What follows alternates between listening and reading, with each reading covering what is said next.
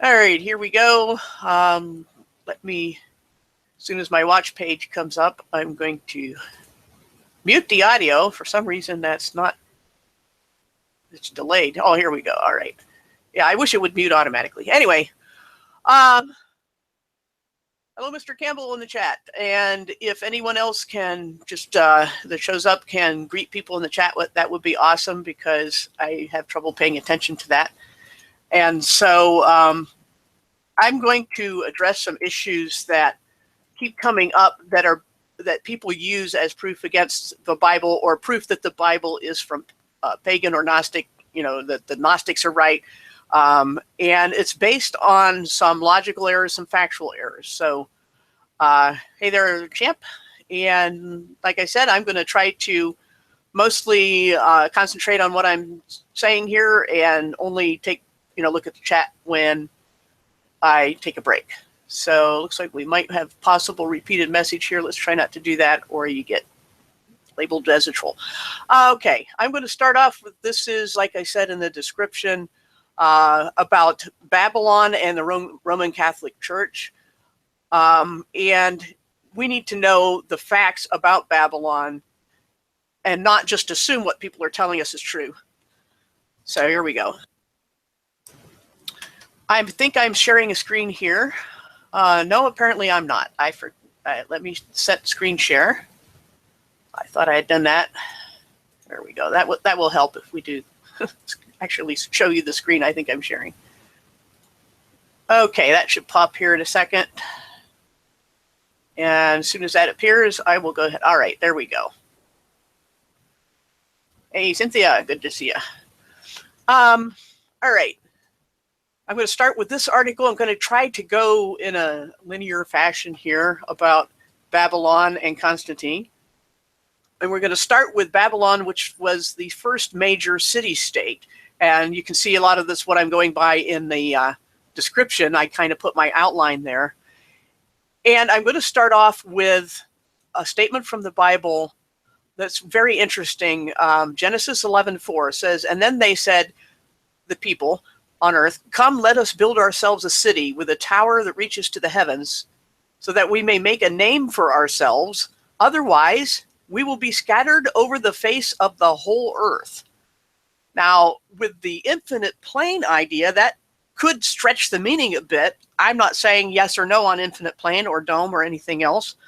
What I am saying is that if an infinite plane is true, then keeping people from scattering over it is a very interesting statement. And keep in mind, these are the Babylonians who are not wanting people to spread out across the earth. For, it's never been explicitly stated in much detail in the Bible why it is that God didn't wanted people to scatter. He wanted them to spread out. He did not want them to stay in one space. So these people who are opposed to God are saying, no, let's stick her here in this one spot in the plains of Shinar, which is a roughly Iraq area, and not spread out. So this is an interesting statement, this Genesis 11:4. And we see also their purpose. They want to make a name for themselves. So there's all kinds of implications you can make from that statement. I'm not going to pursue those right now. I'm just saying what the Bible's first major mention of Babylon is. And it wasn't called Babylon right then and there, but it was called the Tower of Babel, is how we know the thing eventually. But this is the, Genesis 11:4. So this is a very early reference to the first city-state. Okay, so we need to know more about this Babylon, because it will stretch all the way through Constantine and the Catholic Church, and the way that those entities are being used to smear the Christian Church and the New Testament. So let's look at this article here. Hopefully that's not too small to see. Let me see if I can blow that up just a little bit. I don't want to do too, whoops. I was supposed to get bigger. I guess that's big enough. Take a look at the watch page. I hope that's not too bad. I got so many windows open right now. Oh, hey, in the chat there, Cynthia, can you block Mary. She is spamming. That would be awesome. Thanks. All right.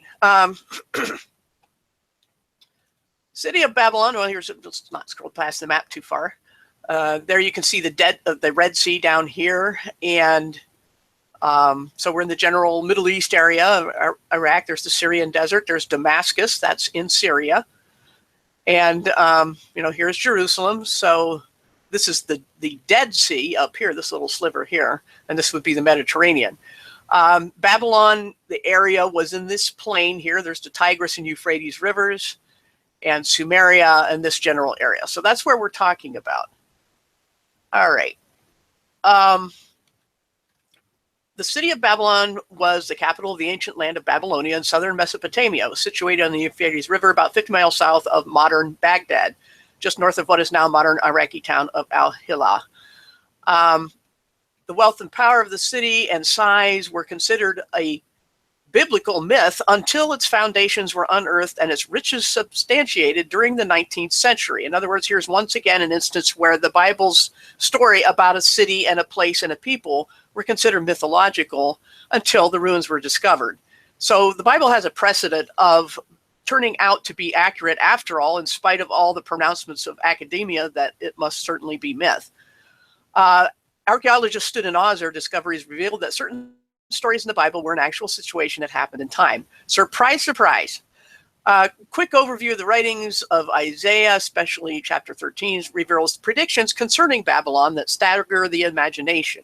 So you can look there for some of those. We're not going to look too hard at the prophecies right now. I might look at that again in the next hangout, which will be on prophecy. Okay, the word Babylon is Akkadian, from a word that means the gate of the gods or God, and it became the capital of the land of Babylonia. The etymology, which is the history of the meaning of a word, of the name Babel in the Bible means confused, Genesis 11:9, and throughout the Bible, Babylon is a symbol of the confusion caused by godlessness. The name Babylon is the Greek form of the Hebrew name Bab-El, and you hear the word El in there. I went over that last video. The word El is the singular form of Elohim, and it just is a generic word for God. And we'll see, I can't overemphasize the last video treatment of the generic names for God and how they blend together after a while, and how sometimes they, there's an original name and then it's split off as people are scattered, and then it comes back together again. So history is dynamic. It is not just a linear flow. And so when people say the name meant this and this name meant that, they're cherry picking. They're taking one snapshot of a moving picture and saying, trying to build a case from it. Okay, going on now, the location of Babylon, we already looked at, the plain or land of Shinar. General location never disputed. The Bible reveals that all false systems of religion began in the land of Babylon and will have their consummation from the spirit of Babylon in the last days. We are just about there. Excuse me. It's interesting to note that every organized system of religion in the world today has traces of ancient Babylon. The Bible records in Genesis 10:10 that after the great flood, all men spoke one common language, and a man named Nimrod built a city and established a common religion. Nimrod was a descendant of Noah's son Ham. Genesis 11:1-9 describes the building of the city and its famous tower, quote, whose top may reach unto heaven, unquote. It also records how God came down and punished the people's arrogance by creating a confusion of different languages. And this article adds, and possibly their racial distinctions. I think that's totally unnecessary. Racial distinctions happen, if you know anything about genetics, when subgroups split off and intermarry, and so certain genetic traits are lost. You can get all the races from just two humans with the right set of dominant and recessive genes. So the fact that racial distinctions happened in time is no surprise at all when you just separate people. So all we need is the separation of languages, and the rest happens. So this way, man would be forced to obey God's original command to be fruitful and fill the whole earth. It's interesting that the materials used to build the Tower of Babel were the same as those employed for the construction of the great ziggurat of Babylon and similar ziggurats according to ancient building inscriptions. So the Bible's account of Babylon and its tower were consistent with all ancient evidence for ziggurats or other similar religious type towers that were built in that time in that area. The growth of Babylon, people have been in that area since the dawn of civilization. Babylon was established as a city around the 23rd century BC, so this is quite ancient. Before this, it was a provincial capital ruled by the kings of the city of Ur. Then came the migration of the Amorites. I'm going through this because it's important. It's going to matter. We have to know Babylon before anybody can say, well, who its gods were or what it resulted in. Quick overview, Babylonia, they pronounce Babylonia. I'm just going to pronounce the way I know it because I'm going to slip up anyway. So was an ancient empire that existed in the Near East, southern Mesopotamia. Throughout their history, their main rival for supremacy were their neighbors, the Assyrians. Was the Babylonians under King Nebuchadnezzar II, who destroyed Jerusalem, the capital of the kingdom of Judah, and carried God's covenant people into captivity in 587 BC. Bible reveals much about the Babylonians all the way back to Hammurabi. They have it as a P in this article. It's probably more accurate, but I know it as Hammurabi. 2000 BC to the fall of Babylon in about 500 BC. Throughout the Old Testament, their reference to the Babylonians, their people, culture, religion, military power. It was a long, narrow country about 40 miles wide. At the widest point, has about 8,000 square miles. Bordered on the north by Assyria, on the east by Elam, on the south and west by the Arabian Desert, and on the southeast by the Persian Gulf. Excuse me. Earliest known inhabitants were the Sumerians, whom the Bible refers to as the people of the land of Shinar. Sargon, from one of the Sumerian cities, united the people of Babylonia under his rule about 2300 BC. Many scholars believe that Sargon might have been the same person as Nimrod. When you go back that far, everything is murky. So anybody that tells you they have facts from way before the Bible, they're dealing in a lot of speculation because everybody is. And so their facts are no better than Bible facts. And the Bible is not to be dismissed just because it's the Bible. If, as the saying goes, history is written by the victors, then it's written by all the victors, not just Bible victors. So just keep some balance there. All right, so Sargon may have been Nimrod. That's a may have. There's a picture of the ziggurat. This is typical architecture of the time. Around 2000 BC, Hammurabi emerged as the ruler of Babylon, expanded the borders, organized the laws into a written system, also known as the Code of Hammurabi. We've heard all kinds of things about this, that because this code is so ancient, the Bible must have stolen from it. But awful logic. At any rate, that's what people do. They draw a line of causation from one to the other simply by chronology, and that's a ridiculously bad kind of logic to use. At any rate, this Code of Hammurabi is not disputed. It existed. About this time, Abraham left Ur, so Abraham was from this area, an ancient city located in Lower Babylon, and moved to Haran, a city in the north. Later, Abraham left Haran and migrated to Canaan under God's promise that he would become the father of a great nation, Genesis 12. Alongside of Babylon, there must also be mention of Assyria, which bordered Babylonia on the north. Assyria's development was often intertwined with the course of Babylonian history. About 1270 BC, the Assyrians overpowered Babylon. For the next 700 years, Babylonia was a lesser power as the Assyrians dominated the ancient world. Now, fast forward to 626 BC, Babylonian independence was finally won from Assyria by a leader named Nabopolassar. Under his leadership, Babylonia again became the dominant imperial power. So they rose to power, fell, and rose again in the Near East, and thus entered into a golden age. In 605 BC, Nebuchadnezzar II, the son of Nabopolassar, became ruler and reigned for 44 years. Under him, the empire reached its greatest strength. Using the treasures he took from other nations, Nebuchadnezzar built Babylon, this capital city of Babylonia, into one of the leading cities of the world. The famous Hanging Gardens of Babylon were known to the Greeks as one of the 7 wonders of the world. I'm not too concerned with the city layout here. As previously mentioned, in 587 BC, the Babylonians destroyed Jerusalem and carried the leading citizens off of the kingdom of Judah as prisoners to Babylon. The Hebrew prophet Jeremiah had foretold that the Jews would be free to return home to Jerusalem after 70 years. Lord had encouraged his people through Ezekiel and Daniel, and we're going to look at Daniel in the next hangout about prophecy, especially Daniel, who were also captives in Babylon.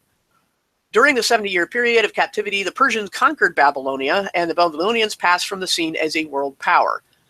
Okay, so there's a general time frame of Babylonia as a kingdom. During their long history, they achieved a high level of civilization.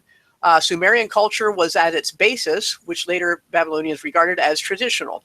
In the area of religion, the Sumerians already had a system of gods, each with a main temple in each city. The chief gods were Anu, and some of these names are going to be familiar to you as coming from, say, the writings of Zechariah Sitchin and David Icke. You hear them mention the Anunnaki.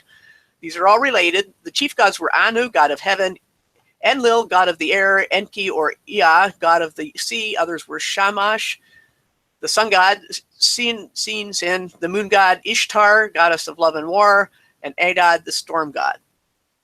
The Amorites promoted the god Marduk at the city of Babylon so that it became the chief god of the Babylonian religion starting around 1100 BC. So we have the rise of these god names. Does this mean these were the original gods and there were no other god names before that? No, bad logic. In my opinion, as I've said before, that there was an original truth. It got scattered and spread out, and the story, people made up their own stories for each culture or city, and that the Bible comes back and brings these things back to the original truth, just as with the story of Noah, where if you see the same similar elements of the story in so many divergent cultures about the flood, about a great flood and people escaping, 8 people or so escaping in a boat and then repopulating the world and laying down laws. That is one story. They're painting a story for you from all these different cultures. And in my opinion, of course, I believe the Bible's account to be the true one. So, and here again, a reminder about oral tradition predating written, such that you can't strictly go by the written records, whether they're, regardless of what they're written on or etched into. We only know who wrote things down first, not who had ideas first. So, keep that in mind about these God names, and that these were, this was a time of rebellion against God and a time of dispersion, that God was going to scatter these people. They had already made up, their little regional gods. So these people were going to take them with them when they were scattered. Babylonian religion was temple-centered with elaborate festivals and many different types of priests, especially the exorcist and the diviner, who mainly were trained to drive away evil spirits. So these people were dabbling, worshiping all these false gods, and big surprise, they have a problem with demons. So we also see here the start of formal religious practice, and formal hierarchy and structure of a religious practice. And it's associated with all these false gods. So if anybody wants to talk about religion being bad, let them go back to their own religion, Babylon, and see their own gods and goddesses and show that those are the ones who invented religion. It wasn't Christianity and it wasn't Judaism. Babylonian literature was mainly dominated by mythology and legends. Among these was a creation myth written to glorify their god Marduk. According to this myth, Marduk created heaven and earth from the corpse of the goddess Tiamat. Another work was the Gilgamesh epic, a flood story written about 2000 BC. Scientific literature of the Babylonians included treatises on astronomy, math, medicine, chemistry, botany, and nature. All right, one of the main architecture, not architecture, archaeological finds. One of the main aspects of Babylonian culture was a codified system of law. Hammurabi's famous code was a successor of earlier collections of laws going back to about 2050 BC. Everybody seems to think that Hammurabi was the originator. He was not the originator. He simply gathered together what was before and codified it. So the Babylonians used art for the national celebration of great events and glorification of the gods. It was marked by stylized and symbolic representations, but it expressed realism and spontaneity in the depiction of animals. So they were fairly realistic in their art. But here's a part of the code that they wrote, that they assembled, that Hammurabi, yes, they're using a P there. I don't know. Maybe it's more accurate. This is a Bible history site. I know it as a B, so that's what I'm saying. At any rate, it was a successor, not an originator of these codes. So the Old Testament contains many references to Babylonia. There's some of the cities that were ruled by Nimrod. And they break it down into 3 major time periods, Old, Middle, and Neo. I'm not going to go into that so much. And I think I will stop here as each page, because I'm taking my time on these pages. Even though I'm running through it, it's a lot of material, and I know I would want to hear it nice and quick, because it can get tedious if you don't hurry through it. And I don't want to hurry so fast that we don't get the point. So I do try to stop and emphasize some points. Let me take a quick look at the chat and see what's going on. Thanks for everybody who came. And let's see what we got here. Who needs your spanner, Synth? I could give Vic one, I suppose. Let me just go ahead and do that. Add moderator. Don't block. They put moderator at the bottom of the pop-up list, so I'm bound to hit the wrong thing one of these times. Yeah, the champ mentioned Nebuchadnezzar's dream. I will save that for my prophecy hangout. I want to remember to put that in. I haven't finished collecting my notes on that yet, but I actually had started working on prophecy one first, and then this thing just hit me today, and then I had to do it. So this is just today's research, and I'm sure I'm going to leave some stuff out, but I just wanted to do this today. Yes, it was the head of gold in the image. Let's see, scrolling down. Let's see. Chat. Tower of Babel uses a symbol of the EU to this day. Yes, the European Union uses a rebuilding, under construction Tower of Babel as their symbol. So draw a connection if you want. I don't think there's any reason you can't, because here we have, even though it's Europe, the same idea of keeping people from scattering and defying God with a tower. It's no coincidence. I think they knew what they were doing when they chose that symbol. That's for sure. Let's see. Yeah, we have the names of Daniel and his 3 comrades that were taken into Babylon. And here again, I'll get to that in the prophecy one. But the reason that just for any of you who weren't here at the start, I'm doing this because of so much false claims about Babylon and Constantine and the Roman Catholic Church concerning the New Testament, and the stupid Piso theory that the Romans or Tacitus wrote, or Josephus wrote the New Testament. And so you have to build a deep foundation on an argument, and that's what I'm doing right now. Okay, rolling down a little bit more. Yeah, I seem unable to make myself study history deeply unless I have a particular question I want to answer, so it's a fault of mine. But yes, my voice is feeling much better. Yeah, I finally finished my meds. I have a bad taste in my mouth from them, but I'm told that will go away. So, alrighty. Yeah, you're welcome, everyone, thanks for coming, and I'm glad to do this. I think it's important. I think it's the side of the story, the parts that get left out. It's what I hear mostly being said in the other hangouts are half-truths or half a story, cherry-picked facts. Okay, let's go on to the next screen. Let me make sure I'm sharing the right one here. Sometimes it takes a while for the watch page to catch up. I've switched to another. Okay, there it goes. There it goes. It just takes a bit.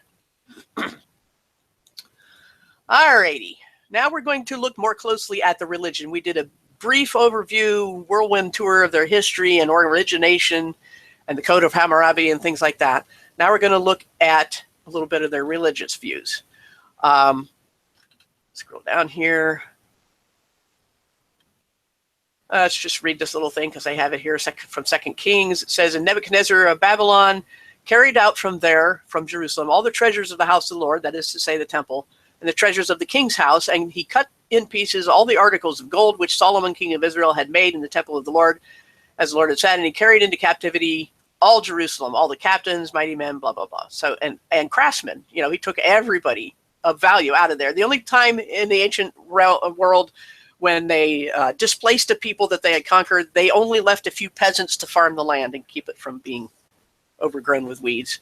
And often they would also transport some of their own people there to displace the ones that were conquered. Alrighty. This is unfortunately bad web design here with this background, and these links are all blue. It's very hard to read. But I just want to look at the links because of, I'm going to look at, I have some of these other ones already tabbed up here, but just to give an outline of what's going on here, they give a history of Babylon, the Babylonian period, and then go into the religions as one part of this outline.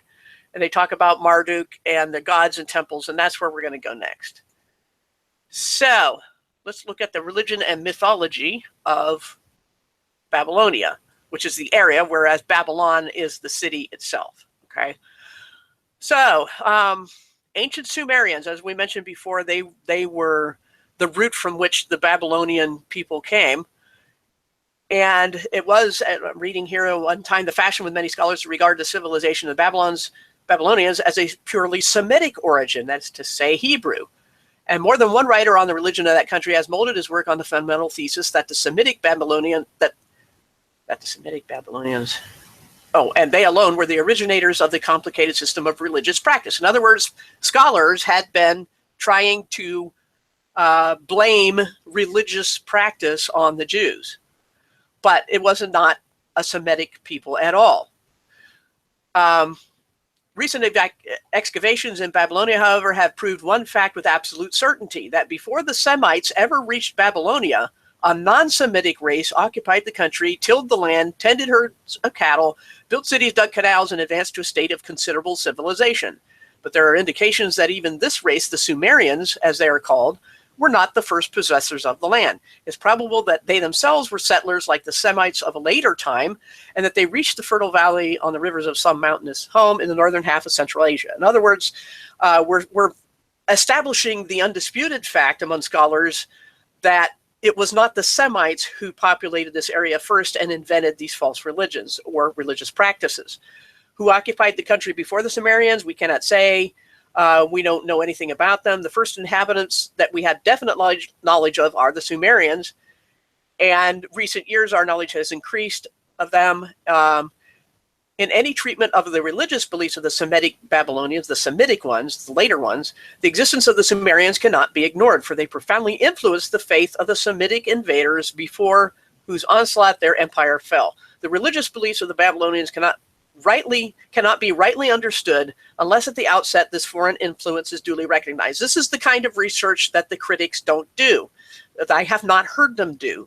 They only talk about certain things to a point, and they don't go back far enough in time.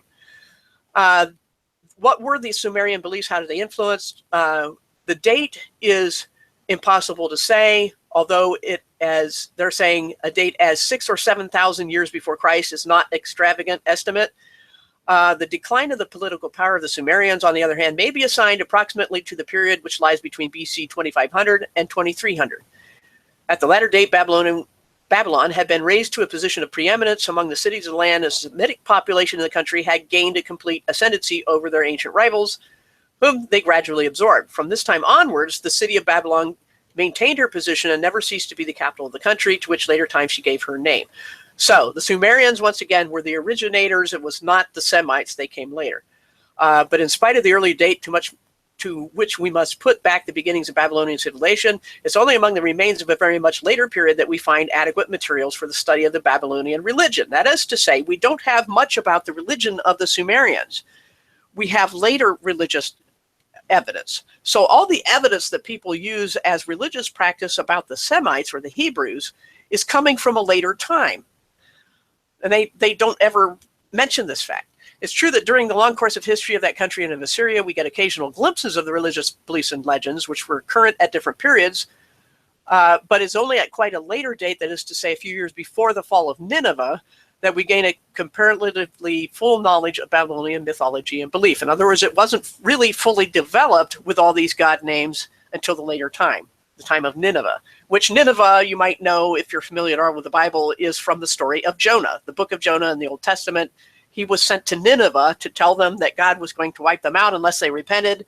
Then they repented, and Jonah got all mad because he wanted them wiped out. So it's a funny story. But anyway, this Nineveh was a real place in Babylonia. The scribes of Assyria, the great religious works of the Babylonians are known to us from documents. That's a typo from, whoops, I didn't mean to do that. Usually this happens with OCR software when somebody tries to read a text and digitize it. That's the kind of error you see. At any rate, known to us from documents which do not date from an earlier period than the 7th century BC. In the palaces that were unearthed, the site of Nineveh, there were found scattered through the mounds thousands of clay tablets written in the Syrian character, and in many cases with colophons bearing the name of this whoever that is, and a statement that he had caused them to be included in his library. This monarch, this was a king, reigned from about 669 BC to 625, and though one of the last kings to occupy the Assyrian throne, he made strenuous efforts to preserve the ancient literature of Babylon and Assyria. Scribes visited especially the ancient cities and temples in the south, made copies of literary compositions of all classes that they found there. So they did a lot of record keeping, record collecting, and record preserving here. We have this king and his people to thank for it. Though the tablets date from from the 7th century only, it's possible that the text inscribed upon them had their origin in a very remote period, that is to say, much earlier. For instance, 2 or more copies of a text are found to differ greatly in detail from one another. We naturally assume that a considerable period has elapsed from such variations to have crept into the text. In other words, if they find 2 copies of the same text and they have a lot of differences, then we can almost rest assured that they were both taken from an earlier text, an earlier single text. And so some significant amount of time crept in between those 2 times.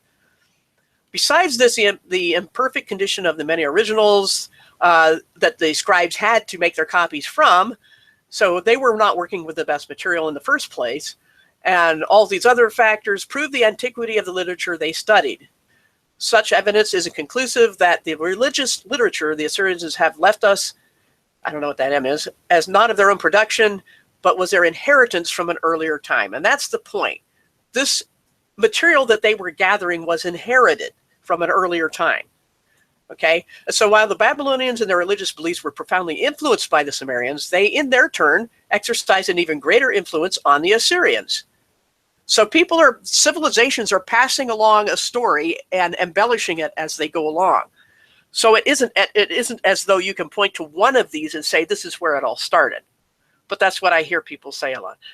The latter people, the Assyrians, at first but a handful of colonists from Babylonia, took with them the faith of their mother country, and though they subsequently gained their independence after many centuries of conflict, held the elder branch of their race in subjection, their system of religion, with but a few changes and modifications, was Babylonian to the core.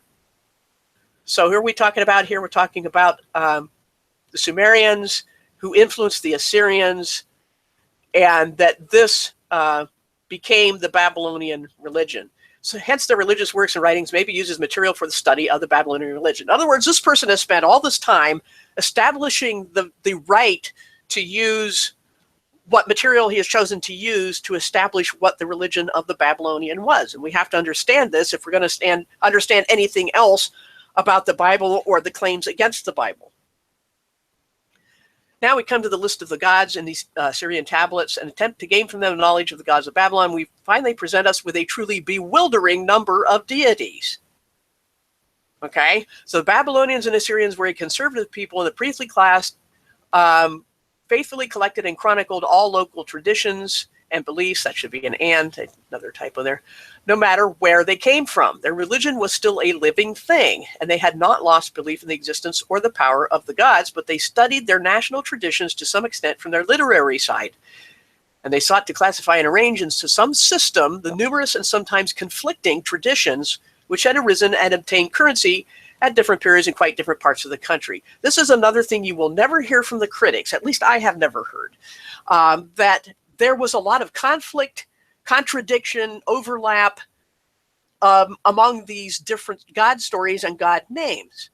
we hear this only about, that everything is wrong with the Hebrews and everything right is with everyone who came before them. But they had the same issue with conflicting gods and attributes and names. And it's not fair to cherry pick only the Hebrews as their so-called supposed issues with God names and attributes, and completely ignore those of the Babylonians from whom they derive all their arguments against the Bible. It's just hypocritical. All right, so they had to try to reconcile all these things and catalog them, and they did the best they could. The largest tablet recovered is inscribed with a list of the names of the gods and their titles. The tablet must have, when complete, must have measured some 11 by 16 inches, 150 lines, every line giving the name of a separate deity. This is one of many tablets with the names of the gods. The existence of the document served to show that the literature of the period, we must expect to find the Babylonian religion in a fully advanced state of its development. In other words, you don't make that many documented records of hundreds of gods unless it's pretty well developed religious belief. That's the point there. Other sources, they mentioned these that the priests and so forth collected. Other sources, he says here, it would be hard to gather a very consistent or intelligible notion of what the Babylonian gods were like. But fortunately, this is not the case. You would think that from all this collection. But fortunately, this is not the case. Numbers of hymns and prayers have been recovered, which by the titles and attributes therein, enable us to trace their relationships to one another. That is to say, how the gods related to each other in their respective rank and power. Stories and legends preserved, and it's possible to construct a fairly complete sketch of Babylonian mythology. So in spite of the difficulty and all these differences and things, that it can be done with careful study to put together a reasonably coherent picture. Okay, so moreover, the names of the gods frequently figure in the historical inscriptions of Babylonian and Assyrian kings, not only in the late period, but also in the rulers who occupied the throne during the many earlier periods of history. The victories by each ruler were ascribed to help vouchsafe him by his own gods. That is to say, he wanted to make sure that give credit to his gods for his victories. And those are the gods that were held in special reference. The kings of Babylon, too, were great builders and delighted to construct new temples and to restore old ones. And from their records, we get a lot of information about the worship of the deities in whose honor the buildings were made. Another source, our list of temple revenues and accounts, while the very names of private persons preserved in business documents of various dates containing, as so many of them do, the names of gods, serve to indicate roughly the changes which the principal gods experienced in the popular estimation. So what they're saying is the everyday records of people, especially wealthier people, help to fill in any gaps on our knowledge of these ancient deities, because they referenced their deities in everything they did. They did not keep their religion in a box and visit it once a week like some relative in a nursing home, like the way Christianity has been pushed into, where we visit God once a week. And a lot of Christians have only practiced their faith once a week, pretty much. But this is not what hardly anybody else did or does. And yet, if Christians are salty enough to bring their religion into every part of their lives like these people did, we are criticized as trying to ram our religion down people's throats. So the fact of keeping our religion out of the public eye is a very recent and unfair anomaly in human history. I think the people who demand such, who cannot stand the Christian religion to the point they want it eliminated from public discourse, are being very unfair and hypocritical about this. So anyway, the numerous indirect sources of information enable us to control and classify the religious literature of the later, I don't think they mean control, I think they mean class, a document maybe, I don't know, of the later Assyrian and Babylonian empires. By these means, it's possible to gain a knowledge from the native sources of Babylonian mythology and belief, and to supplement the scanty references to the religion of the country, which are found in the Old Testament and the works of the classical writers. In other words, by having this knowledge, we can match it up with what's in the Bible and get a greater context for it. And this here again shows that the Bible, while not exhaustive history of every detail of every other religion and country, as it would be impossible, when it does connect, it is accurate. And now there are many claims to the contrary, but I think every one of those claims can be disputed. All right, the descriptions of the gods of Babylonians during the later periods were conceived as beings with very definite and characteristic personalities. I'm going to stop right there for a second because people seem to think that God is everything and everyone. And this is insulting. I mean, if you were, as a human being, you were just generically painted with the brush of generic human being, you would be robbed of your personal identity. And it's the same thing with God. God has a personal identity. God is not everyone and every God and every idea. Not even the ancients believed this. This is, again, a novel, a new, and anomalous idea that God should be generic, as if to say there's only one human, there's only one God. As far as not saying there's only one God. That came out wrong. What I mean is that everything is God. That idea that God cannot have personal identity, and that because the way these people, even back in Babylon, were differentiating their gods by characteristics and personalities. So this is not a new idea, nor is it unique to Christianity or the Hebrew Bible. All the great gods, while wielding superhuman powers, were regarded as endowed with human forms, another typo there, with human forms, and although they were not yet, I hate these typos, I don't know, I'm not sure about that one. They were not yet maybe visible except in dreams and visions to their worshippers. Each was thought to possess a definite character and to have a body and features peculiar to himself. That is to say, each god had their own personality and physique. Not only were they like to men in body, but in thought and feeling, they were also very human. Like men, they were born into the world, and like men, they loved and fought and even died. The Babylonians, in fact, had a very material concept of the higher powers. They had no belief in a supreme and abstract deity of a different molding nature to themselves. Although they ascribed all power and might to many of the greater gods they worshipped, they pictured these beings as swayed by human passions and acting in dependence on each other.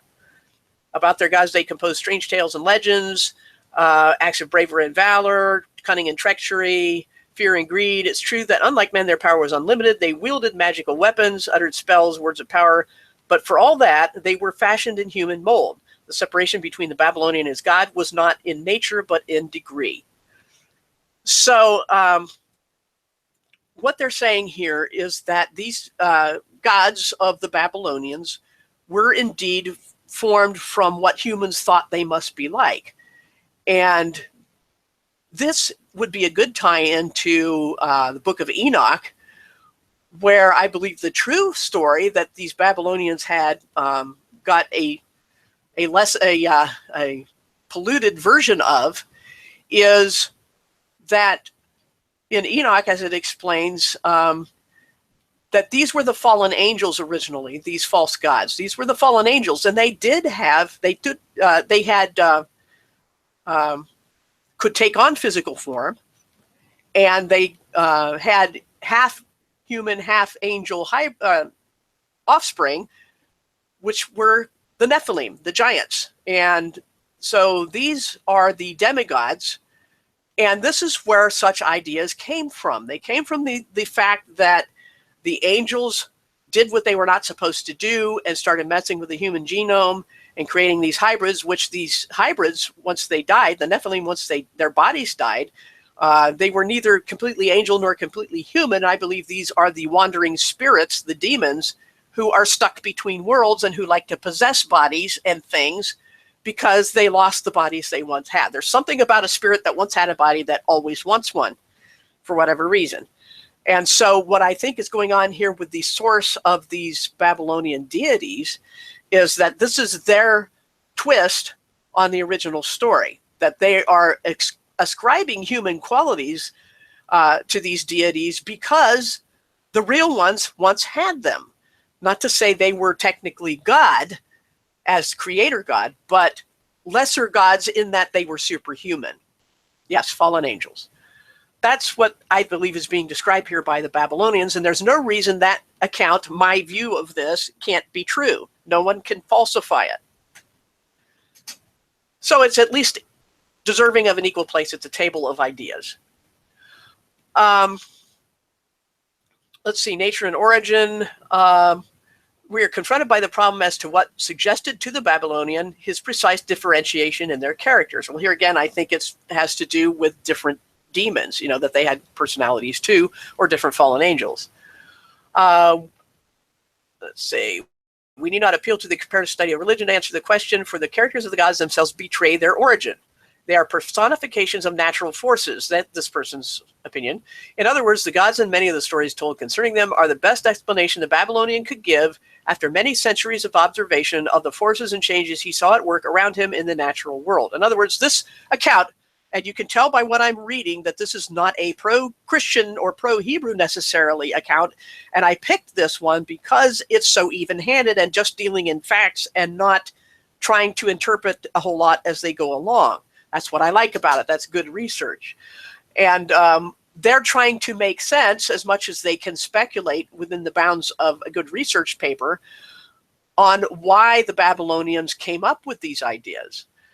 And so they go on, this person goes on to say, he saw this, the person of this time saw the sun pass daily overhead. He observed the phases of the moon, motions of the stars. He felt the wind and feared the tempest, but he had no notion that these things were the result of natural laws. So this person is writing from a naturalist perspective.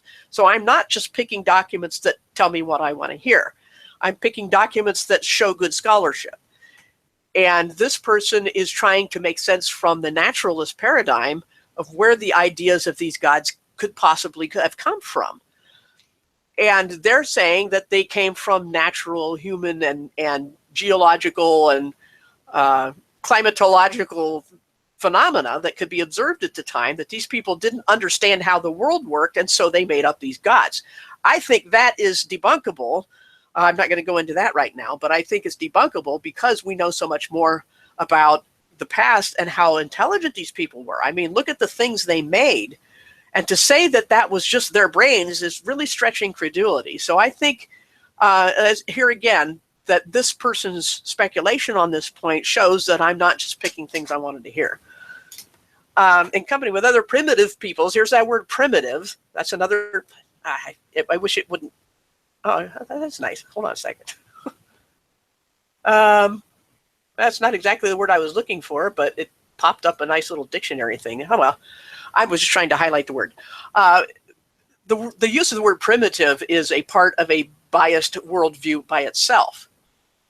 So, right. Who in their right mind nowadays that's woken up to any type of truth even knows what the word means and can actually apply it to reality? Because we know the term caveman is actually a complete, it's a fallacy. So where do you go with primitive? Right. It's, like I said, I'm trying to show that this person is not biased in my favor here because I'm not an evolutionist or a naturalist. So the fact that I'm quoting them on Babylon should at least give some credence to my claim that I'm trying to be objective about these facts. But yeah, people take their biases everywhere. It isn't just history as written. Yeah, they're going to pick exactly what they want. That's what right, they're going to, right. I got this part right here. It says primitive. Well, your author you used actually is an evolutionist anyway, so therefore you must, it's the same old story. But yeah, you're actually giving another point of view. Yeah, it's legitimate. Right. That's what I wanted to do here is try to pick more neutral sources so that people would say, oh, you only read Bible stuff. You don't only read pro-Hebrew stuff. I don't do that. This is one, because I don't agree with him on his speculations here. But he seems to be fairly even-handed and knowledgeable about the Babylonians, and that's what I was after. So anyway, I do want to finish this page before I break again and look at the chat. So I'm going to have a lot to catch up in the chat. I'm sorry about that. But thanks for that, Pillbox. All right. Let's see. We did that. Now we're going to look at their greater gods, their chief gods, you might say. So from that speculation, this person has concluded that Babylonian religion is a worship of nature. Here again, I think they're mistaken about this. But I'm just putting that out as their idea. And, so they think that these are personifications of various natural powers. I disagree. But then here, I double-clicked again. Here at the outset, we meet with a difficulty, which has not yet been satisfactorily explained. During its early history, the country was not a corporate whole under one administration, but the great cities with the land immediately adjacent to them formed a number of independent states. It was only after many centuries of separate existence that a permanent fusion was brought about. Back in this dim past, we can trace the existence of many great Babylonian gods of later times, and as in later times, so still more at this early period, we find their worship was not equally prevalent throughout the country, but the cult of each deity was specialized and centered in separate cities. I'm not sure why they think that's a difficulty. It may be from their naturalist perspective, but at least we see that if these were real entities, and I believe they were, then the difficulty disappears, because each one of them would have, each one of these so-called deities would have different requirements. And each one would have a territory. There's a phrase in the Old Testament that is wrongly translated in many cases, that the land of the earth was divided up according to the sons of Israel. That's completely wrong in my opinion. It's the sons of God, which is to say that God allowed these entities to have their territorial areas, which is why you have territorial spirits and gods of regions. And why people were surprised when they encountered the God of the Hebrews to know that he was the God of everything, because their regional gods couldn't stand against him. So I think this would help have filled in this person's blanks on things that puzzled them about the different religious cults. Enlil, the god of the earth, for instance, was worshipped in the earliest period at Nippur. Yeah, the god of the deep, and various other gods you can see here listed. As a whole, the worship of these deities presents a consistent picture of the worship of nature, in their opinion. I believe he's wrong, the worship of demons in its different parts. And later periods, such a picture no doubt accurately corresponds to the general character of the national religions. In other words, whatever the reason they were doing this, the fact is that they had regional gods, and that each regional god had its unique personality and characteristics and physique. In the earliest period, the great cities of the land were not parts of a single kingdom. It's not quite clear how this local distribution of the great natural gods among a number of originally independent cities can be explained. I think it possibly can be, but and I don't know how much detail I'm going to go into here, talking more about how separated people were in their distant cities, their scattered cities, to say, travel was not what it was today, as far as we know. But in each area, then the predominant god of that area would be the chief god. And so that's why you would have different areas worshiping different ones. And think about it. If you were in one city and your god was El, or let's use easier names. Your god is Bob, and then another city, another person's god is Chris, then eventually Bob and Chris are going to wind up being the names of the chief god when everything gets blended together. And so that's what happens with names of deities. These people have separate, demons that they originally worshipped. Eventually they get melded together and mixed up and separated again, and it's a mess. And so if somebody tries to tell me that the name of Jehovah is somehow absolutely, literally derived from a certain god name in Babylon, they don't know what they're talking about. They're ignoring a large portion of history, which is that it's always in flux. All right. Let's look what we got here. Let's see. The consolidation of the separate states into one is happening at this point. Would be possible to push back our inquiry back to the earliest period when the Sumerian was in possession of the country and the influence of the Semite was still unfelt. Although Sumerian deities was still in its infancy, it would be possible to give their names as found in early inscriptions for these places. But to, okay, I'm going to skip down here. Okay, then more talk about how we're going to determine which gods are which. And I think it's turning out to be, by this point, clear that it's not going to be possible to draw a firm line around these gods. They're all mixed together. They're all a hodgepodge at this point. Even though they did have separate identities, if you go back and try to trace their origins, it gets very murky in the distant past. So here again, when people speak so confidently of records that they found about these gods and what led to what, I think they're leaving out an awful lot. They haven't apparently read things like this. And we have some more of these gods, and here we see the name Bel and Anu again, and Ea. These are familiar names in the conspiracy world. That's why I'm even mentioning them. because these are offered sometimes as original names of gods that the Jews made their own. The god Bel, I'm going to skip down here, was identified by the Semites with the Sumerian deity Enlil. So the Semites knew about this god Bel, but they didn't simply say, well, we're going to make this our god and change his name to Jehovah. That's not how it worked. But they knew of it. And there was a triad, the triad not in the sense of a trinity, just that they happen to mention these three more prominent gods there, is what they're talking about there. I'm going to skip down a little bit. The position of the sun god, that's a big deal these days in conspiracy talk about heliocentric cosmology and all, so we'll look at that. According to one tradition, Shamash was regarded as the son of the moon god, and this subordination of sun worship to the cult of the moon is an interesting peculiarity of early Babylonian religion. In other words, they started out with the moon as the chief god, not the sun. At a later period, when the system of mythology was more fully developed, the sun god attained a position of greater prominence. How many people, critics of the Bible, have you heard say that? Or even show any familiarity with it? I mean, they always think it was the sun from the start. It wasn't. It changed. He was then regarded as the judge of heaven and earth, and in the legends, it was his decision to which appeal was made in cases of wrong and injustice. The god Iaman, while particularly associated with thunder and lightning, was in general the god of the atmosphere and controlled the clouds, the mist, and the rain. He was held in special reference by the Assyrian kings, who loved to compare the advance of their forces in battle to the onslaught of the storm god. Some more archaeological images. This is the sun god tablet from about BC 900. Are performing, that word should be there, an act of worship before Shamash, the sun god. So you'll hear people talk about the sun god, but you never hear them mention any familiarity with the fact that that is a later development in Babylon. Then we have Marduk and Nabu. Sounds familiar. The most prominent deity in the company of Babylonian gods was Marduk, who was a local god of Babylon, naturally claimed the highest respect from the men of his own city.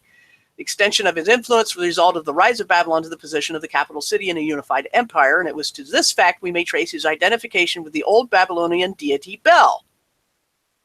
Okay, so already we have the older deity, the regional deity Bel, being appropriated into the god Marduk. So we can see how this process happens. We can see how the names of gods change and which one was a chief god, and they kept changing it all the time. This is not linear, as I keep saying, meaning it's not a straight progression, as so many Bible critics like you to believe. Bel, whose worship flourished for many centuries at Nippur. From the days of Hammurabi onward, Marduk never loses his position of supremacy among the other gods. He was conceived as having won his power and supremacy by his own valor and service to mankind. In intimate association with Marduk may be mentioned Nabu, the god of Borsippa, a city which is marked today by the mound of Bir Nimrud, whatever, built to the southwest of Babylon on the banks, opposite bank of the Euphrates. Had declined to little more than a suburb later. So we may trace the close connection of Nabu with Marduk, whose son and minister he was supposed to have been. And there was a shrine of Marduk in Babylon. So this is, again, showing how these gods melded and changed and were always morphing in time. Let's see. I'm not going to go over this one too much. I think I'll just skip over that. Babylonian goddesses. We haven't looked at those.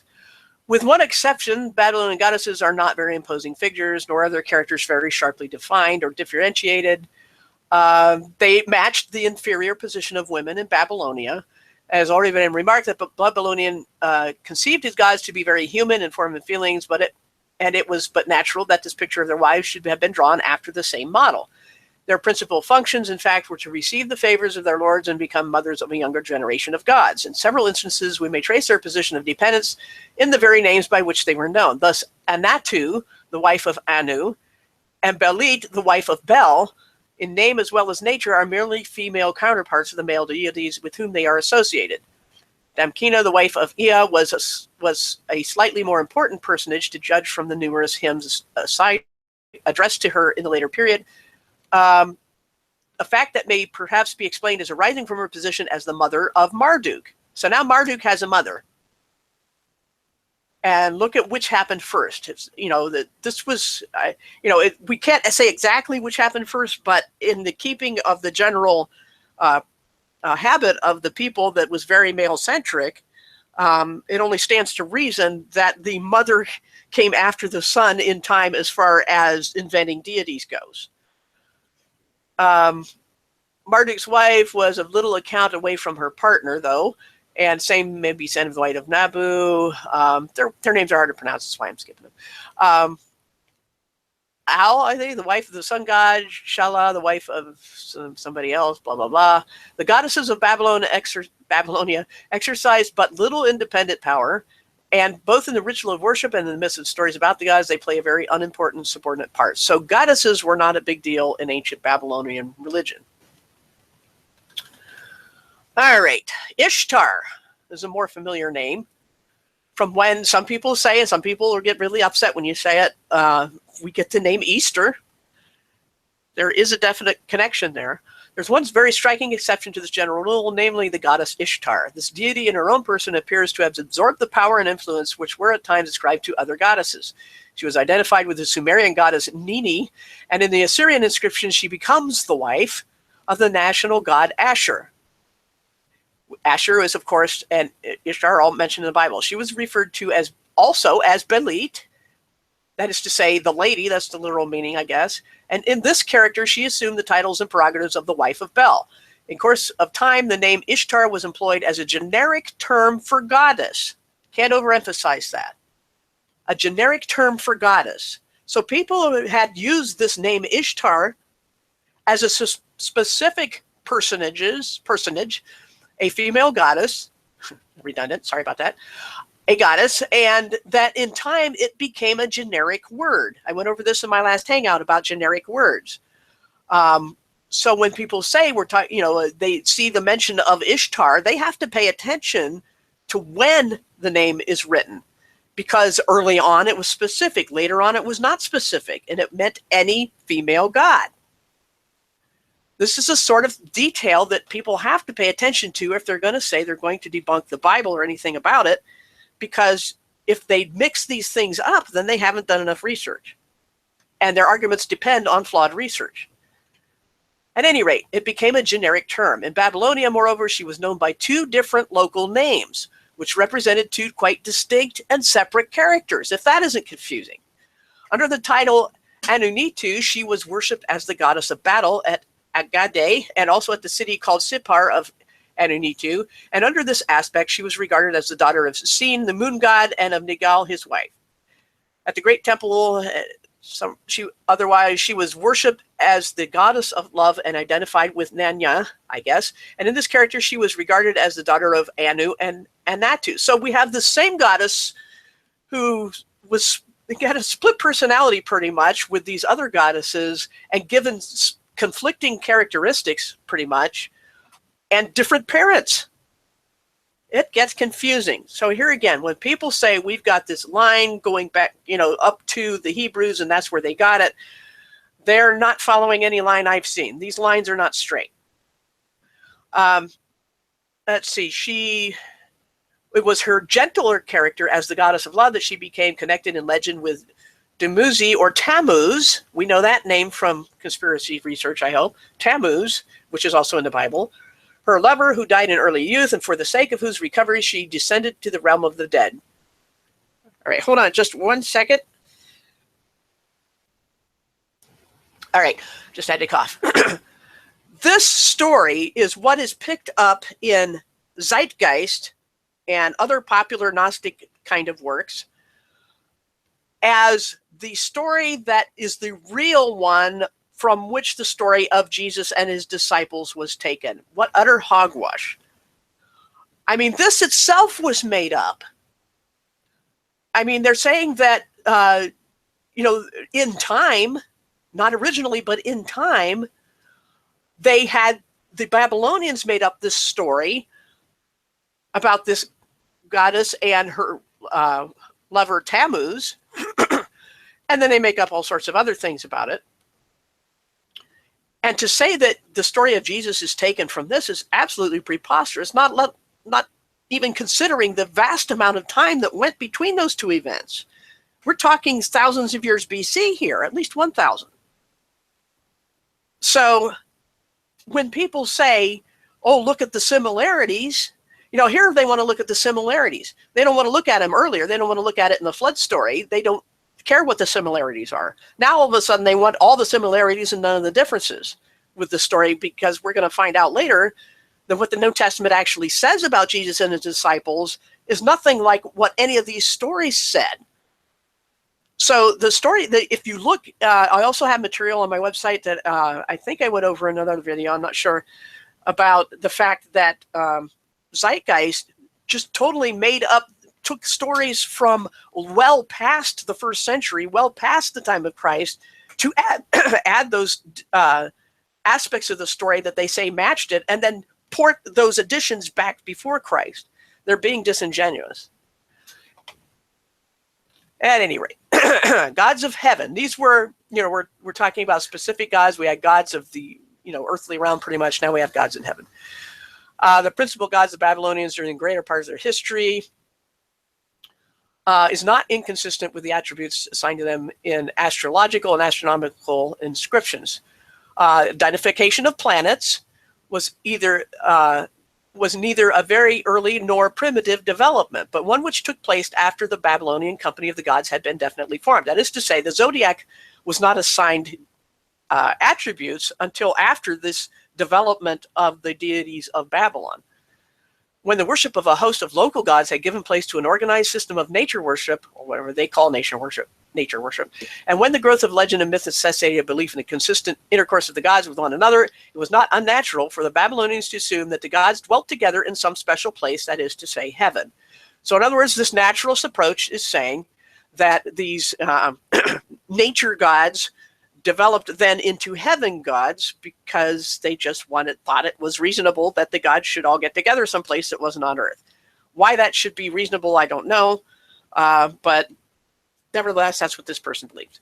At any rate, this is at least saying that the identification of the zodiac grew from this idea, whatever the roots of that idea were.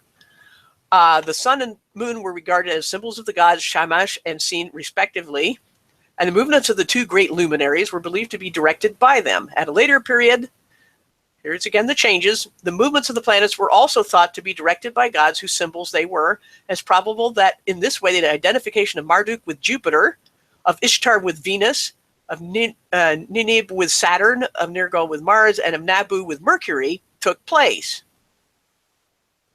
Those are all interesting names that we should all be familiar with in the conspiracy realm. So we see how they were matched up with the zodiac and with the planets. So we have our planets today still named after ancient Babylonian deities. And again, this is Babylonian deities, not Bible deities. And the Bible did not borrow from them, because the Bible never gives them these names. The members of the great triad of deities who have been referred to as standing at the head of the company of the gods were not omitted from this process. Bel and Ea were transferred to heaven and placed side by side with Anu, and the three henceforth divided the heavens between them. Now, some people would say, this is where you get the idea of a trinity, but that's not where we get it. Similarities notwithstanding, we don't get the idea of the trinity from this triad of ancient Babylon. We get it from descriptions of God in the Bible. So in the above sketch, they call that a sketch, this is more research than most people read, have only enumerated the great gods of Babylonians, and must not be forgotten that subordinate to them stood a host of lesser gods, as well as countless demons and spirits possessing various powers and influences. Of these lesser spirits, the two classes most frequently met with in the religious inscriptions are the Anunnaki and the Igigi, or Gigi, I'm not sure how you pronounce that, the spirits of the earth and spirits of heaven, respectively. Each class is generally mentioned in connection with the other, and they're ascribed as carrying out the will of the great gods. In the magical literature, the number of demons and ghosts and spirits which are hostile to mankind is very numerous, And to escape their evil influence, it was necessary to invoke the assistance of magic and to employ very powerful spells. By these means, the help and protection of the great gods might be obtained to deliver man from their baneful act. So here we have the development of pretty much every religion in the world. We have at least one, I think, I disagree at points, as I said, as to the origins of some of these ideas being actual real entities that were fallen from heaven, that were rebelling against God, while they say they came from the worship of nature and not understanding how the world worked, in spite of the imagined things they did. So what we have is a fully developed religious pantheon, and one that was in a continual state of change. So they did not believe there was one God. They believed that there were gazillion, but that there were layers of gods, that is to say ranks, with the demons being the more earthly and lower, and kind of demigod kind of thing in heaven, but below the three chief gods. That's the kind of the structure of the Babylonian god system, with the practices in the temple, the priesthood, that whole 9 yards of what everybody calls religion came from the ancient Babylonians. And this is BC. And while it may coincide with the Bible does go back to the beginning of creation, after all. But as far as the development of ideas of gods and demons and anything else to do with religious practice, there is no necessary development or borrowing of the Hebrews from the Babylonians or the Sumerians or the Assyrians or any of those other people. As I said, just because a bunch of cultures have a flood story doesn't mean that they all borrowed from each other. There must be one true story. And then you have to ask who had the original story. Well, you can't go just by which one wrote it down first. And so then you are left to speculation, and everybody is left to speculation when it comes to origins.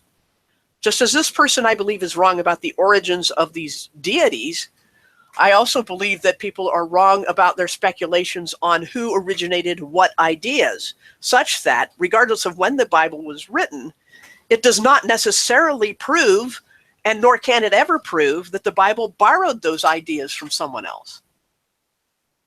Okay?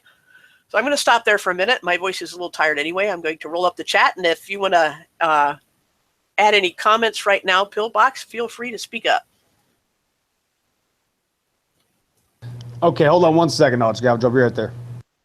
Alrighty, I'm going to take a look, scroll back. I should stop the chat when I start talking so I don't have to scroll back and find out where we were. Let's see, I think I was right about there. Yeah, there are people who claim that Josephus wrote the New Testament. There's the Piso theory, and I forget what the other name escapes me right now. I think I said it earlier, but yeah, they think that Josephus, because he was a Jew who basically defected to the Romans and became a Roman historian about the Jews, that somehow he had a motive to write the New Testament at the commission of the Romans to help solidify the kingdom of Rome. And they speak of Constantine, because Constantine is the one who really wanted to consolidate Christianity, and the Jews weren't an issue by then. They had been defeated in AD 70. And Josephus was around that time of the fall of Jerusalem. So what he could have possibly had to do with the New Testament is because there's a gap of a couple hundred years, and the New Testament content does not match what the critics say. And that's the central point I want to get to eventually. Let's see. Assertions, yes. Comments, not related. Yeah, Daniel is an awesome prophecy book. We will get to that another time. Wow, look at all the people. That's awesome. I guess I caught between two hangouts or something and picked a good time. Let's see. Reading some more. And lots of nice people there. Hello to everybody. I got a mint in my mouth if you can't tell because my mouth was dry. Let's see. Summer camp. Last name is actually Champion. That's neat. You used to eat Wheaties? I ate them too. And yes, technology was a lot higher than we are told. It's another one of those history written by the victors, which at least I can say one thing consistently in Flat Earth has been that people still know that evolution is a lie and that there is no evolving technology that is linear, that just keeps progressing and progressing, and that so-called primitive peoples were nothing of the sort. Primitive if you take the meaning of simplistic and ignorant and backward. All right. Scrolling down some more. Boy, I got way behind. Yeah, the champ mentions that the New Age idea that God is everything and everyone and God is within you. There are people who, as I saw just today, someone mentioned that they worship the creation, which is what the Babylonians were doing, according to this article, which I disagree with as far as, in time that could happen. I mean, I'm not saying nobody, that everybody remembered these were actual demonic personages, but, by that time, maybe they had already forgotten. So it could be true. But the point is that these people were, the idea that we should worship the creation just seems silly to me, because isn't the creator greater than the creation? And why worship that which is on our level? That doesn't make any sense. I just don't understand worshiping the creation. But that's what people believe. Let's see.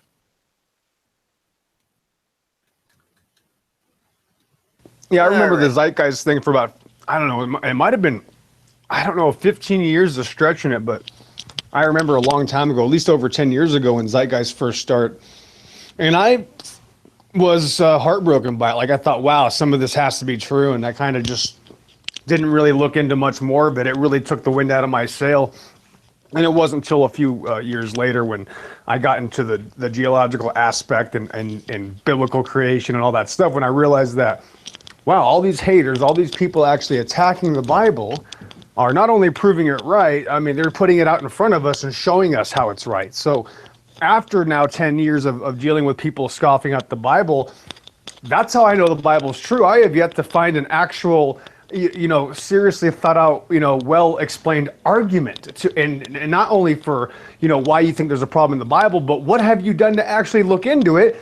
And lastly, the fact that somebody had to implant that idea into your mind. So people are going to believe what they want to believe, and it's that simple. It is that simple. It's that double standard I've been talking about for months and months, that people want to think that you're only closed-minded if you're a Christian, and you're only afraid of new ideas if you're a Christian. There's nothing farther from the truth. I mean, I've seen people who have seen, by any objective standard, are afraid of Christian ideas, afraid of pro-Bible arguments. And when you tell them, for example, with Zeitgeist, I have some good rebuttal material linked to on my website, and one is a full-length documentary. When you find out that the fact is that a lot of these made-up sources of the New Testament story were actually made up after the fact, they don't want to hear that. They resist that idea, just as they criticize us for resisting, Gnosticism or Zeitgeist ideas. They will say that we're wrong for not considering their Zeitgeist stuff, and then we'll turn around and say, your facts are wrong. You're the one who needs to re-examine what you believe and not close your mind off to the Bible. So it goes both ways. At the very least, we're on an equal footing. Well, we should be. It should go both ways, but it doesn't. Right, it should, but it doesn't. And yes, you and I both know we're. What's that? Yes, it should, but it doesn't. Oh, hi, Jibby. When did you come in? I've been busy. I've been hiding. I've been trying to hang out, but I'm doing it wrong, I think. Oh no, you're fine. Just trying to snipe pillbox. Oh, well, you're doing that wrong. Let me get my booster rockets. When are you going to get those done? Yeah, how did that come out? They're done. They're ready to take off and fly to the moon, just as any booster rocket is ready to do. Okay. You don't need as much fuel in that to fill the Empire State Building. No, it's only one way, Jibby. One way. Spec asked me to link to the Zeitgeist stuff. Let me just run and grab that quick and put it in the chat there. If my window will open, I just hope it doesn't crash. If it crashes me, because I got so many windows open right now. So far, so good, but it's just being real slow. I think I'm going to have to turn off I have running because this is ridiculous. Yeah, turn off Skype, Discord, Acopia, and all the other. Yeah, that thing is a hog. So I'm going to quit that. All right. Hopefully that will clear out my cache here in a second, and I'll get this window up. We're on this, aren't I? No, that's a different window. Never mind. All right. It's part of this link that I'm going to put in the chat. One of many things. Oh, where did you go? There you are. All right. Hopefully that showed up. There we go. Yeah, I don't know how much you heard, Jibby, but I'm about halfway through what I wanted to say about Babylon. It was a lot of boring history about Alleged. the origins. Huh? Alleged history. Yes, and that's one of the points. But according to what people use to debunk the Bible, I'm using the same kind of records evidence that they're using.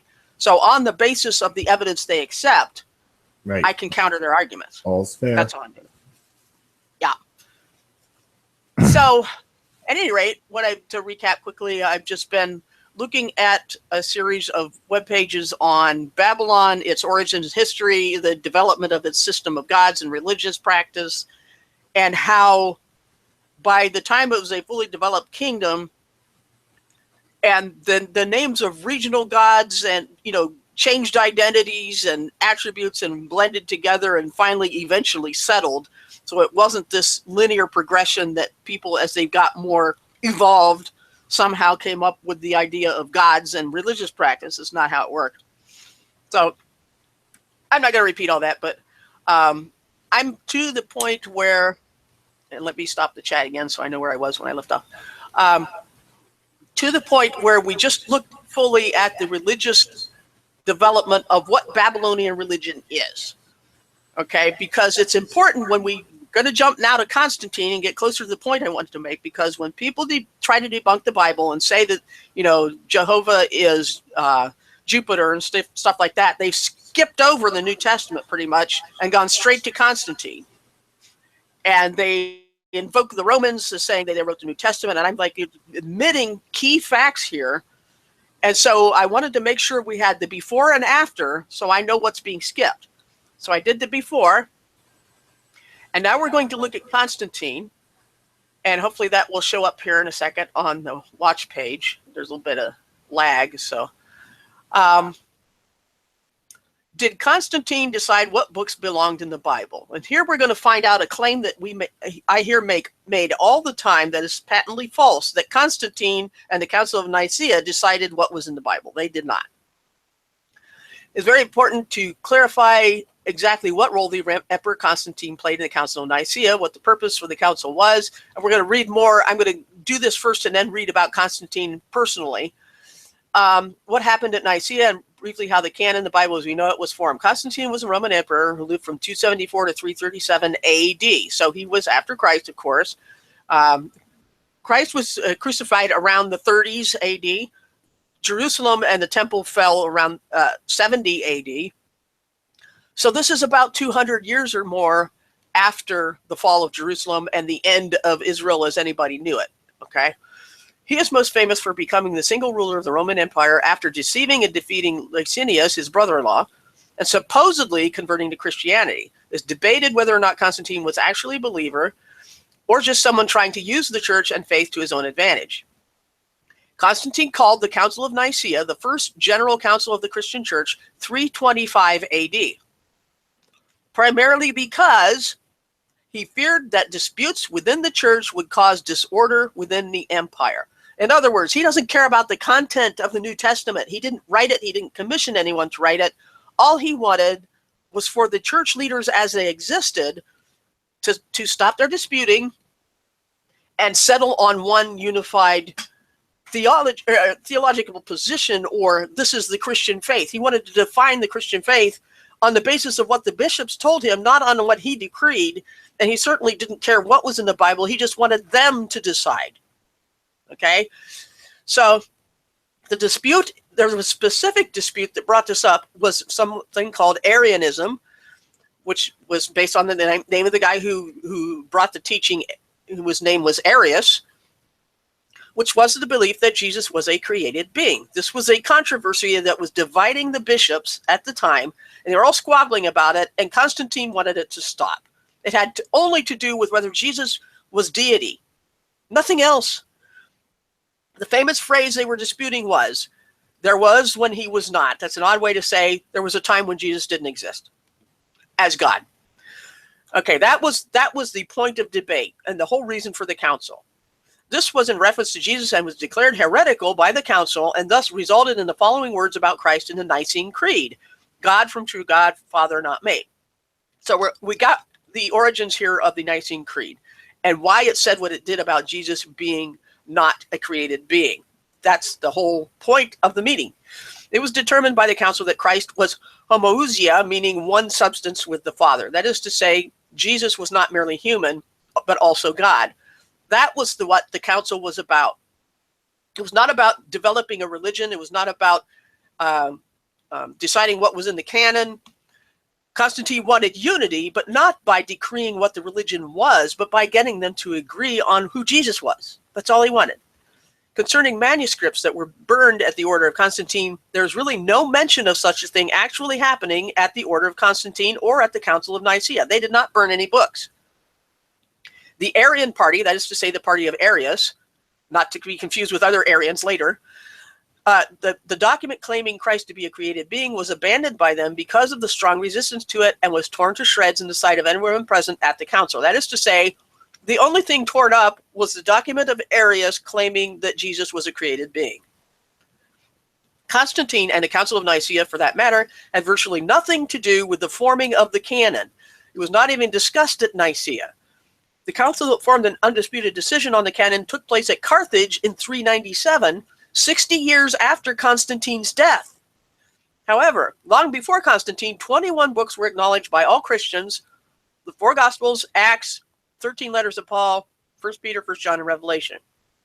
They were already accepted long before Constantine. There were 10 disputed books, Hebrews, James, so on, and several that most considered heretical, Gospels of so-called of Peter, Thomas, Matthias, Act of Andrew, and John, etc. These are basically the Gnostic Gospels.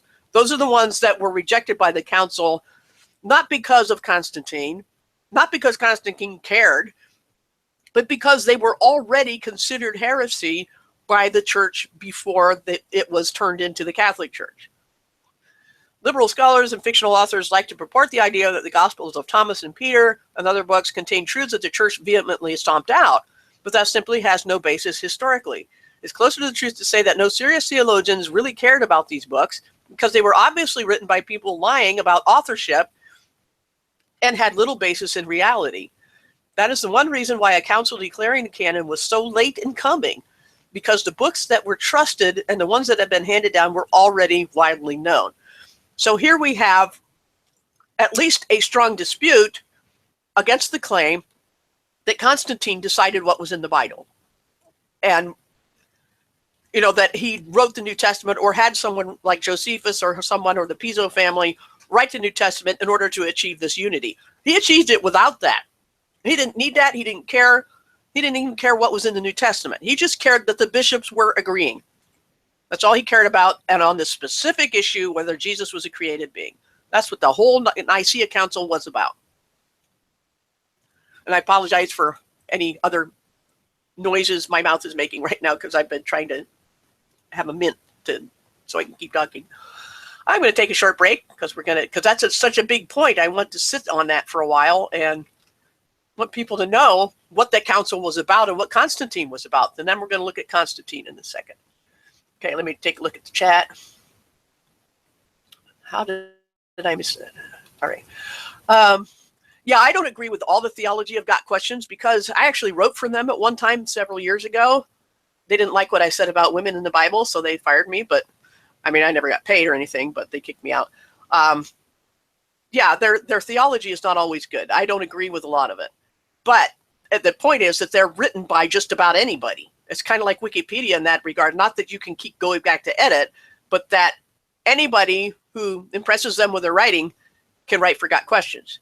But in this case, I believe the article stands on its own as matching good research, and it was handy and concise. And so that's why I'm doing the screen share on it. It matches other things, and it was the easiest thing, I think, to show people and get right to the point. So here again, standard disclaimer, because I'm going to quote them again on Constantine.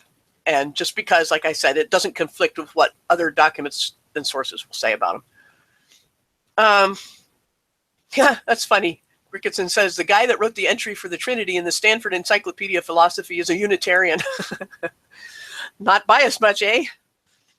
Yeah, they should at least include various views on the Trinity. If they're going to talk about the Trinity, they should be even-handed and get everybody's viewpoint on that. Calvinism. That's it? Just Calvinism?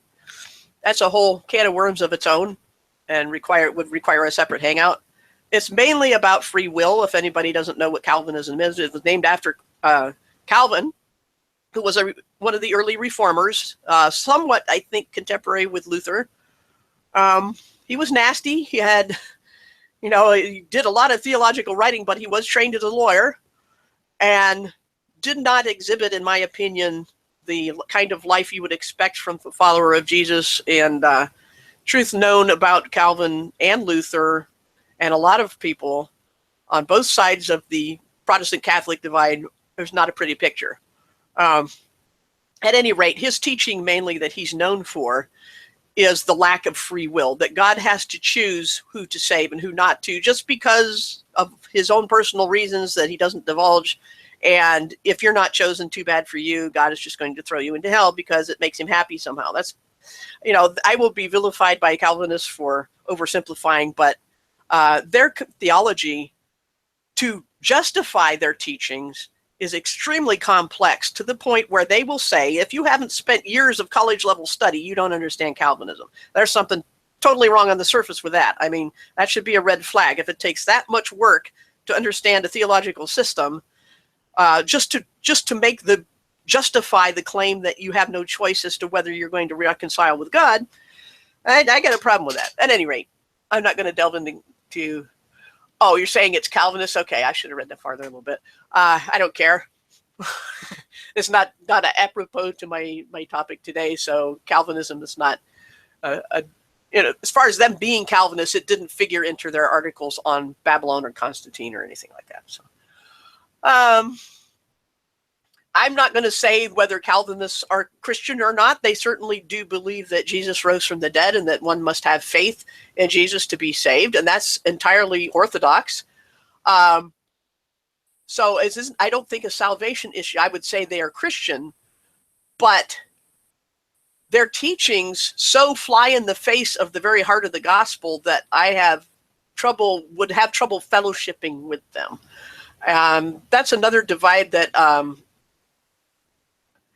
need to flesh out sometime, but I really don't want to take the time to do that right now. But as far as who's a Christian and who goes to heaven and hell, that's a big question because there's a lot of misinformation. I will have to say that of the people I've encountered that have a problem with the God of the Bible, most of it is either Catholic or Calvinist, which is ironic because they purported to be opposite sides of the split.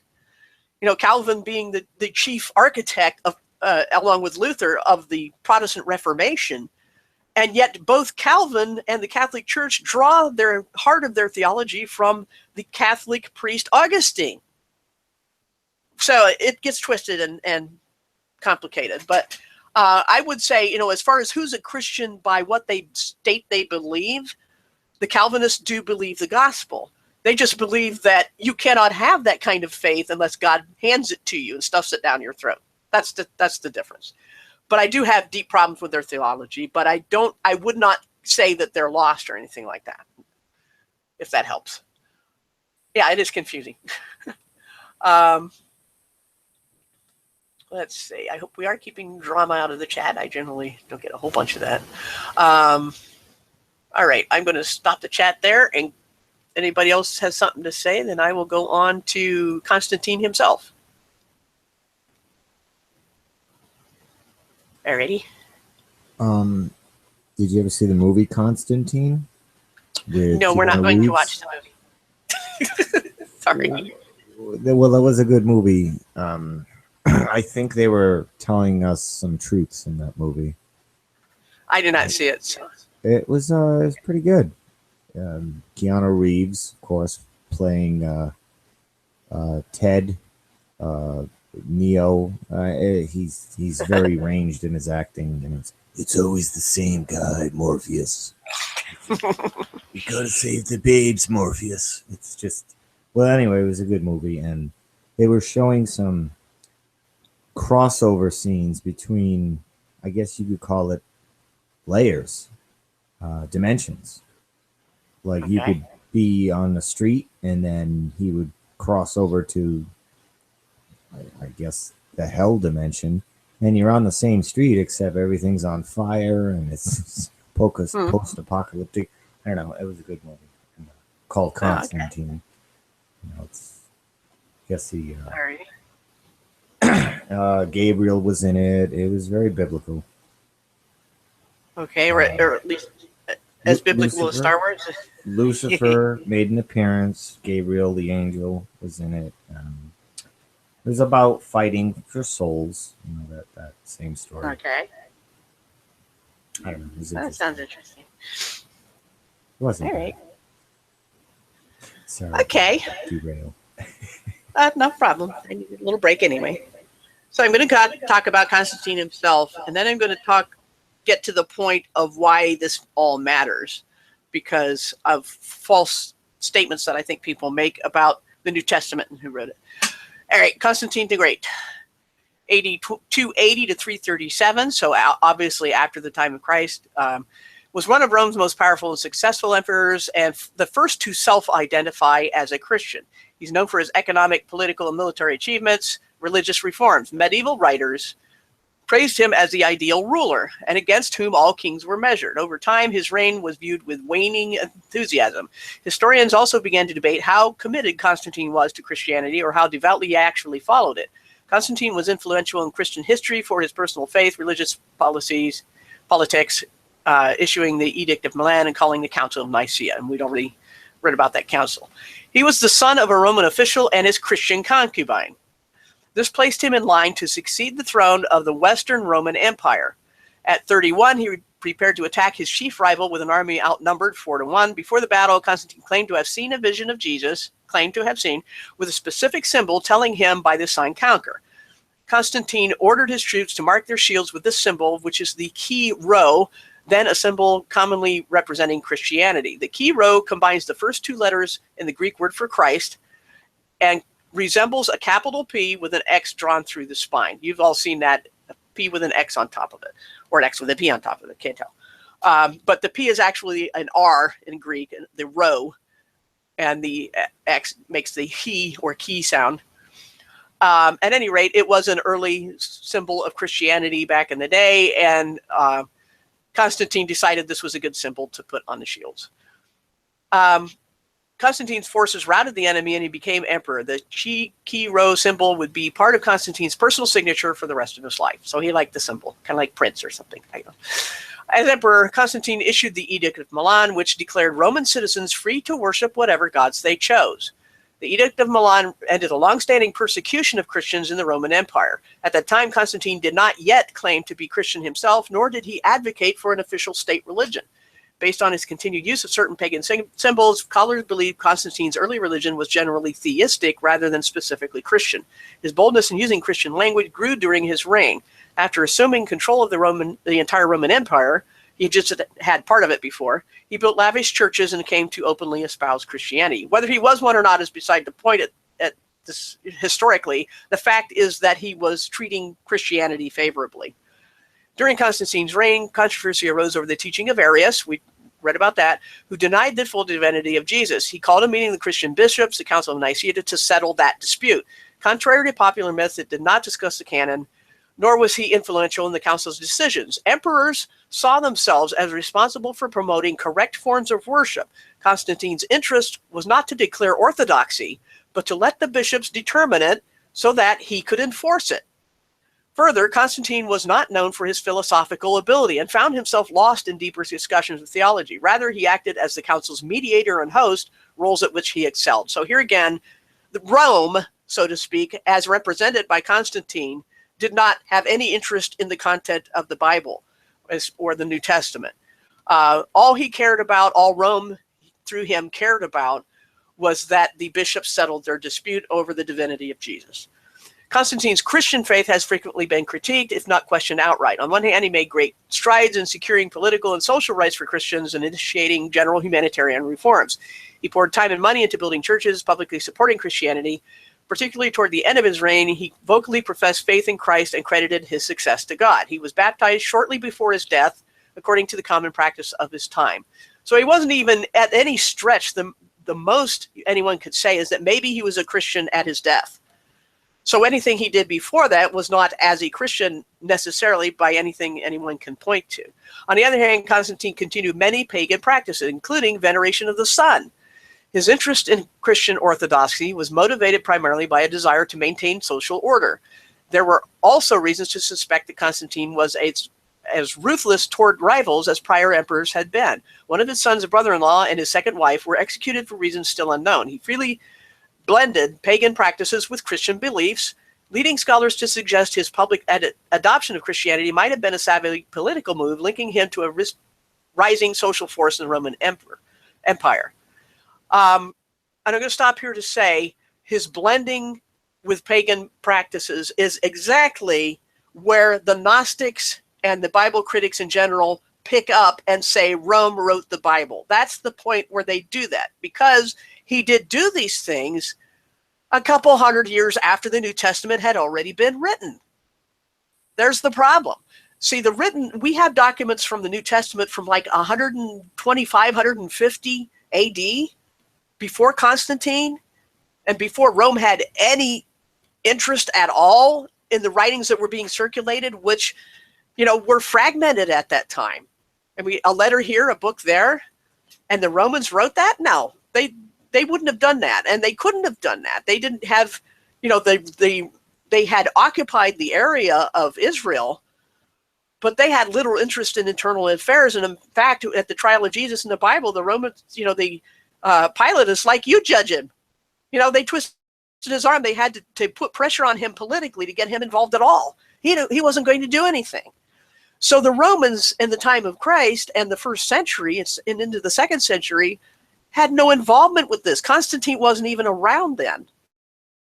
And so what was going on was that the New Testament was being assembled and was, as we mentioned in the earlier segment I just did, already in place before Constantine even called the Council of Nicaea.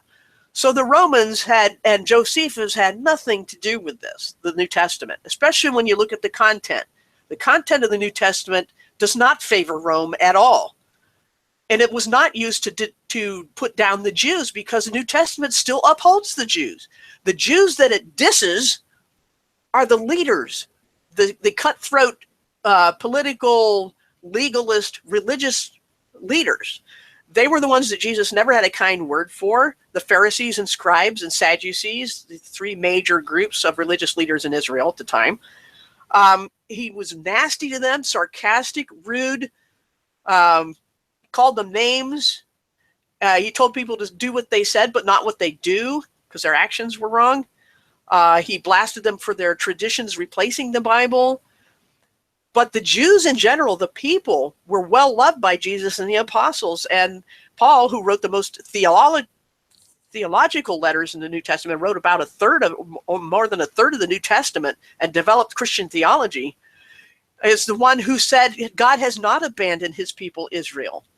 There is a future for them yet, and they are still his people. And I've gone over that before in case anybody hasn't heard it, that being the chosen people was not a badge of honor for the Israelites. They were chosen in spite of themselves so that God would get the glory for whatever they did. And God will not break his promise that he made to Abraham, Isaac, and Jacob, whose name was changed to Israel. So the point is there are still a chosen people. They are not hated by the Christians in the New Testament. They were hated by the Babylonian replacement, which was the Catholic Church, and I'm going to get into more of that here in a second.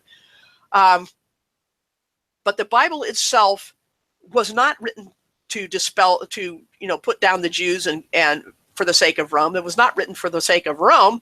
The Romans were still very heavily patriarchal. They did not treat women well, and the Bible treats them well. The Bible treats the disciples as buffoons half the time. So this is not a sort of book that Rome would write. It's not a sort of book that the Jews would write, that anybody in the time, not even the Greeks, would write it because of how it portrays women and other ideals. So when people say that Constantine and the Romans had any connection whatsoever to the New Testament, they had just absolutely know nothing of what they're talking about. And they can trace the name of Jehovah all they want. They're still skipping over the New Testament itself and ignoring what its actual content is and the time in which it was written. Because, as I said, Constantine came later, and his only concern was whether the bishops could make up their mind whether Jesus was divine and get all on the same page in that way. So let me finish this article here for now. Ultimately, whether Constantine was a committed Christian, a shrewd Christian-friendly politician, or something in between is an open question. Without doubt, he ended centuries of persecution and greatly enhanced the social standing of Christianity. He committed resources to churches and Christian education. His leadership helped to clarify important Christian doctrines. However, Constantine's actions resulted in some negative complications. Free from persecution, the church naturally attracted more false converts. The melding of Christian themes with secular politics set a pattern that contributed to later disasters such as the Inquisition and the Crusades. Constantine's blending of pagan building and priest-centered worship with Christianity also contributed to the rise of Roman Catholicism. So, there you have it about Constantine. Now let me say one more thing, and then I'll be done and I'll just do chat after this, okay? About the connection between Babylon and Constantine and the Romans. According to, I have a quote from, let me get up a different link here. Let's see, I don't want to do the intro on the Jesuits. Oh, hold on, I'll do those in a second. I got two things left, sorry. One thing is that with the historian Harry Ironside, which I've quoted before in other videos and documents, he said in his book, Babylonian Religion, the destruction of Babylon forced religious practitioners to flee from Babylon, and they first went to Pergamos, or Pergamum, exactly where Jesus said the throne of Satan was in the first century. So when Jesus gave the revelation, he mentioned that early in the first few chapters of Revelation, the second and third chapters, letters to the churches, he writes a letter to the church in Pergamos and calls it the place where Satan has his throne. Okay? That's where the Babylonian priesthood ran to after Babylon fell and the priests were chased out. They were chased away and they went to Pergamos and settled there, and Jesus called it the place where Satan has his throne. Then from there they moved on to Italy and settled in Rome. That's where Babylonian religion ties into Roman religion and Constantine eventually. Roman Catholicism, with its fish head hats, fisherman's ring, fisher this, fisher that, all matches the Babylonian god Dagon, the fish god. This is also, I believe, the god of the Ninevites in ancient Babylonia. And that's where Roman Catholicism came from. It did not come from the New Testament at all. It came from Babylon. They went to Babylon, to Pergamos, to Italy, to Rome, and they settled in Rome. Now, Vatican as a city did not exist right away. That took some time, but the religion was there. The priesthood was there. The whole religious system was there, and it's been there ever since, hiding in Christian clothing. And this is what people mistake for Christianity when they critique it. And this is what the Gnostics mistake for Christianity when they go on and on about, tracing names in this. They completely skipped over the New Testament and ignored the fact that it went straight from Babylon to Pergamos to Rome, not through Jerusalem. So when people argue about what the Catholic Church is and what the Romans might have done, maybe they wrote this or that, they can't know what they're talking. They can't know anything about Babylon or what happened to the priests after they were chased out, and what the actual content is of the New Testament, and how the Romans did not care, even at the time of Constantine, what was in the Bible. And that's the main point I wanted to get at in this hangout. And I took a lot of time to develop it because I don't want to be superficial about this, because this comes up all the time, and the Gnostics and the critics in general need to know this stuff about Babylon and Constantine before they would even consider a theory about Josephus or the Piso family or anybody else allegedly having any motive to write the New Testament, let alone an opportunity, because it was already written before. The only person who could have written it contemporaneously would have been Josephus, but even he was a latecomer, because, as I said, there were already writings circulating long before anyone inclined to Rome had any interest in it. So Josephus was a historian. He was not a theologian, and Constantine didn't care at all, and he was too late. So there you go. And I did have two other links. I just finally remembered I was going to do. I was like, am I done? I think I'm done. No, there was something else I was going to do. Just let me get a couple of links here, because I didn't want to crash my browser, so I'm just going to replace a couple any day now. Oh, I copied too much of it again. Hold on. Sometimes when I highlight, it gets me more than I wanted, and it gets me a search instead of an actual link. Oh, this was just to one of my YouTube videos on Hebrew roots and the Roman Catholic Church. This was just an intro, like halfway through, like around the 30-minute mark, I started talking about the Catholic Church. It was just a general intro. This is much more detailed than we did today. And if you want to know about Hebrew roots, you can go check out that video. The other one, there are two links here. Sorry about that. There's always one more link. This was the one where I talk about, I did a video on this too. This was the book I referenced in, here's the Hangout. I'll get the Hangout link instead of the book link. On the part of church history that nobody looks at. This is Little Known Facts of Church History, and it goes into from the time of Constantine on. That's why I wanted to mention that. So I think I'm finally done. I act for 2 hours. What do you guys say? Did you get all that pillbox? I know it 100%, Jimmy. What'd you get out of it? I was just wanting to know if the Pope is the Emperor confirmed. Yeah, of NASA. Yes, he is of NASA. Yep. Well, the Emperor, the Roman Empire that never went away. You know what I'm saying? Yeah. The emperors, did they really go away, or did they just have a name change?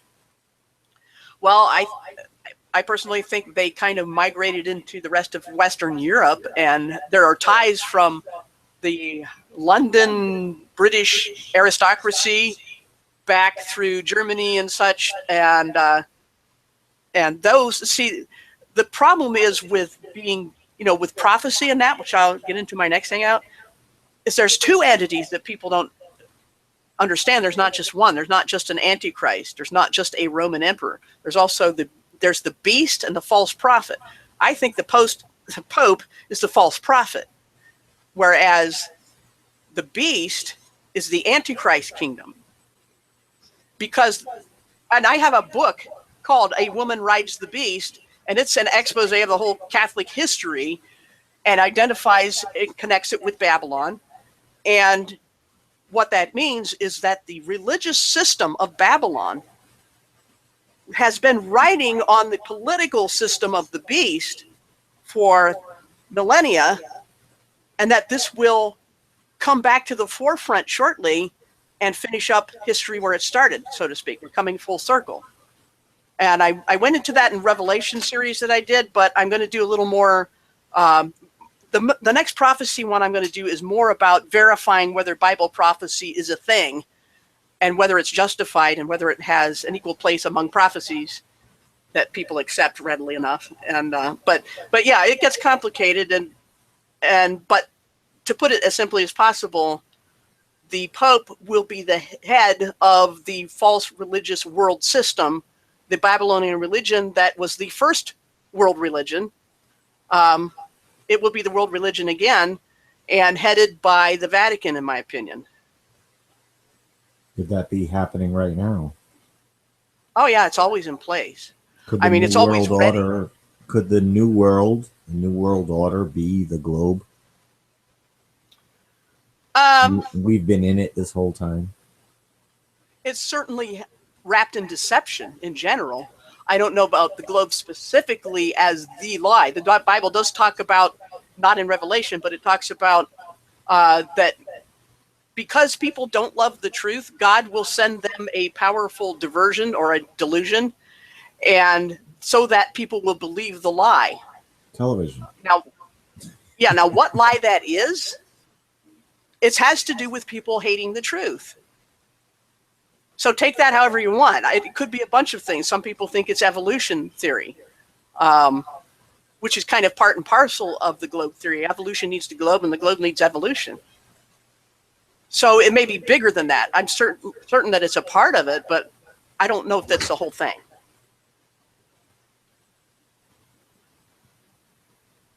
But yeah, the Pope, it's interesting. The woman on the beast is described in some very specific terms as a city-state that is a city that acts like a country, that is in bed with all the world leaders, that engages in human trafficking, that also governs world commerce, wealthy beyond measure. And she sits herself as a queen wearing the colors of royalty, purple and scarlet. So she's a pretender woman queen, a queen that thinks she's on the top of the world and nobody's going to knock her down. And then the Bible and Revelation depicts how she is knocked down suddenly and destroyed by the beast who carried her all this time. The kingdom of the beast will turn on her, on the religious system, and tear her apart at one point in the tribulation. I believe it's like halfway through. The Antichrist will turn on the Pope and the whole religious system and make himself God. Because halfway through there, he says, no more of this religious claptrap, no more of this, pretending and wearing dresses and stuff. I'm going to be God. I'm going to sit on the temple of God and on the throne and say, everybody in the world has to worship me. I'm God now. This is Satan sitting on the throne going, worship me. So yeah, that's certainly in place and functioning even now, and has been since ancient Babylon. So like 4,000 years it's been around, both the beast and the religious system. They've been together. They've been a woman riding the beast, but they will separate in the near future, I believe. No time scale for this, though. Specifically. Well, looking at everything, considering the Bible, when it comes to time scales, doesn't always give us years. It did in the past, and I'll do that in my next video on Daniel. It gives specific years. But since that prophecy, there's been one set of 7 years on hold, and we don't know the duration of that hold. We are told to look for signs. And while people, throughout history, you can point to times when the Christians thought this was it, you can't really blame them because, like I said, it's like tumblers in a lock, where you go through cycles. And each time you get one of the tumblers in the lock to click, you think, well, is this the lock open now? Well, maybe it isn't. It's got to go around again. We don't know how many tumblers there are. But I can say that we're told when a cycle is happening, and that this could be it because it's a cycle, and we look at everything considered together, the destruction of the earth, the weakening of the human genome, corruption of it, the political climate, the religious climate, The number of years is certainly a consideration in that regard too, but put it all together, and I think we have to be near this door opening. My opinion, but there you go. Spec has a question for you out in the chat. Okay. Yeah, it's interesting. I have a prophecy book you might want to look at. I could get the link, but I'll get that later. During the millennium, which is after the tribulation, there's a period of 1,000 years where Jesus sets up shop and runs a world peace for 1,000 years. That's what millennium means, 1,000 years. And during that time, there will be a temple, there will be a priesthood. It's not going to be the same as before, and there will be some animal sacrifices. Why? The temple before Christ looked forward. The temple in the millennium will look backward. And the whole purpose is that because even during the millennium, for that 1,000 years, there will still be mortality. People will die. They will live they might live the whole 1,000 years. They might live many hundreds of years. The Bible even says during that time, a person who dies at 100 will be thought a mere youth. So it is a time much like before the flood, I think, that millennium will be, but there's still sin to deal with. And even though Jesus has come, the sacrificial system reminds people that sin is still around. And what the price Jesus paid for it was. That was what it pointed forward to, and what it would point back to is the fact that it would cost God himself be taking on human flesh and being sacrificed even though he was innocent. It's the sacrifice of the innocent and all its terrible horror that animal sacrifices remind us of the price of our rebellion. That's what it's about, is my understanding. I know that's offensive to some people, but that's what I understand the Bible to teach. The champ says 70th week of Daniel in the future, it is a Jesuit doctrine. You can say it's not future, but I don't think you can say it's a Jesuit doctrine at all. As here again, the Catholic Church is not a futurist church at all. They are amillennial. They do not believe in any future doctrine at all. So why would these futurists, or why would these amillennialists invent a future interpretation of Daniel? That makes no sense at all. I mean, the 70th week being the tribulation, having that in the future is totally against Catholic theology. It's the futurists who call out the Catholic Church as the woman riding the beast or the whore of Babylon. It's not the Catholics. They don't want to be identified with that. They hate that idea. So I don't hold that the Jesuits would have any motivation whatsoever for inventing any futurist doctrine, but that's just my opinion. But I don't think anyone can say point blank it's a Jesuit doctrine. I think that remains for anyone to prove that the Jesuits would or could or did invent such a thing.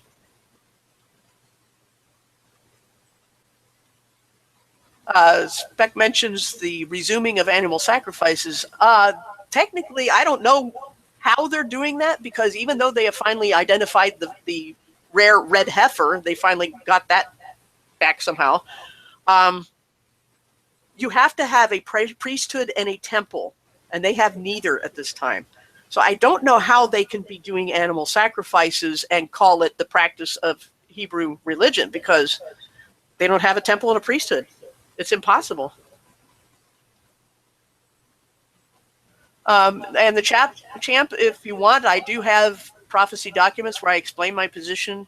I also have a prophecy series of videos. So I don't think this is Hegelian at all. Here again, because the Catholics, the Jesuits, as part of the Catholics, do not have any interest in a futurist theology or prophecy view. Yeah, I'm sure I'm wrong about some things too, but if people want to say something is a Jesuit doctrine, they need to come up with some evidence. That's all. All right, come up with it sometime and show me. Let's see. Oh, they sacrificed a lamb. All right, here again, if they did, I don't dispute if they did or not, but to call it a sacrifice, they're not doing it to God, because God says you must have a temple and a priesthood, and certain things have to be dedicated and consecrated and all this. You have to do certain things a certain way to call it a sacrifice to God. So if they sacrificed a lamb, they did it all by themselves. Why would God need an animal sacrifice? He didn't need it. He's illustrating the terrible price of sin, the terrible price that humanity, the debt incurred when Adam and Eve threw away the entire world and gave it to Satan and consigned all their descendants to being born in slavery. It was a terrible thing to do. And the animals, I will say, are supposed to be killed humanely.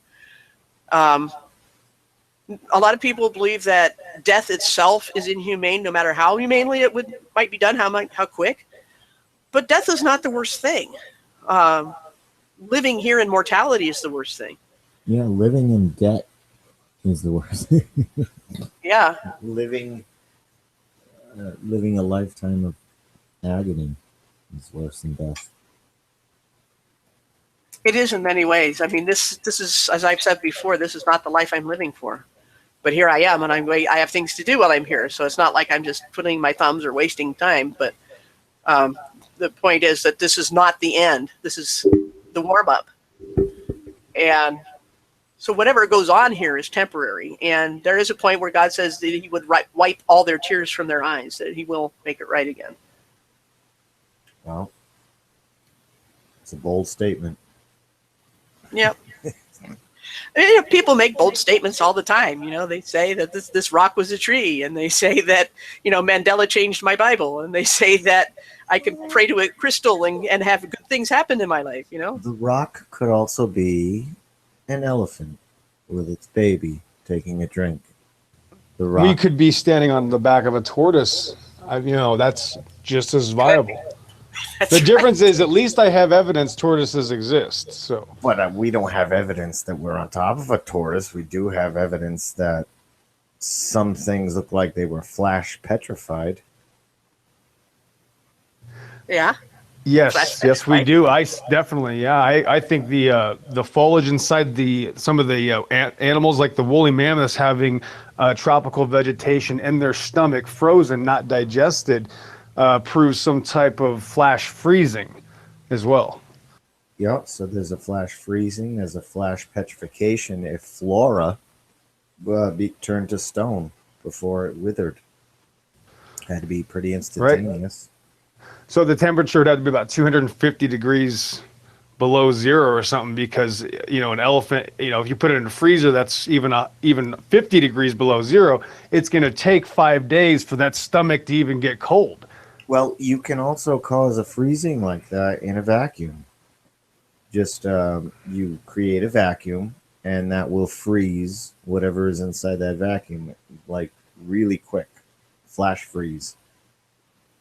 So whatever could have occurred, let's say some kind of an ancient nuclear detonation or whatever, that just superheated all of the water vapor and burned off all the oxygen or whatever, created maybe some type of vacuum on the ground based on all of the gases being annihilated, causing a flash freeze.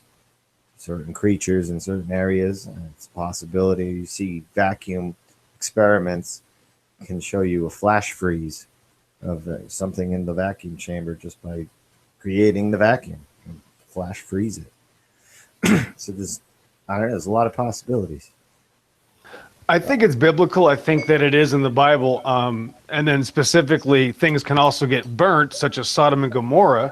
And you can go there today, and there's a lot of video of it, of people going to Sodom and Gomorrah, and finding these sulfur balls and testing them, and estimating the temperatures, thousands of degrees. I'm not an expert. I haven't been there, but people have gone there and seen that. So that was mentioned in the Bible. So that gives you a nice timeline as well. It shows you, okay, now we can actually match that up with an account. So that's convenient. Something happened here, something really bad, whether it be the giant trees petrification, quarrying, mining for resources thing that followed. We don't know. There was a flood, apparently, coincides with the Bible. Major events, things turning to stone. The Bible can be a very good and helpful reference with maybe putting the pieces back together again of this puzzle. And I think I really appreciate that attitude about you, because if everybody did that, had the same attitude like you and Cathexis have, as far as, not accepting the Bible, but allowing that it's possible, there'd be a lot less drama going on in the chats a lot of times, because like I said, like the reason I did this hangout is because I keep hearing claims, and the point that I wish people would do is investigate them instead of just brushing them off on one hand or blindly swallowing them on the other. And what you guys do is just kind of remain open to the possibility that either side could be wrong, and both sides should be cross-examined and not just one. Absolutely. So, yeah, and it's nice to see that. I'm a neutral researcher and investigator. Whatever the Earth's shape turns out to be, it turns out to be, and I'm going to keep following the breadcrumb trails until I get to that answer, whatever it is. The Bible is holding some truth and some facts in there that may be just scrambled, jumbled, coded, or whatever. We'll find out in time. But until then, it's a very prominent document, or whatever book. It's one of the most popular. So there's probably something in there that's going to be helpful to this. It's not something that should just be blown off entirely. Absolutely. Well, not. that's it's a player in this game somehow. Yeah, and that's the thing, is you would think that people in Flat Earth especially would realize that Flat Earth is the one conspiracy that you can't talk about anywhere else. The one that's ostracized. And now here we have a religious belief that's ostracized.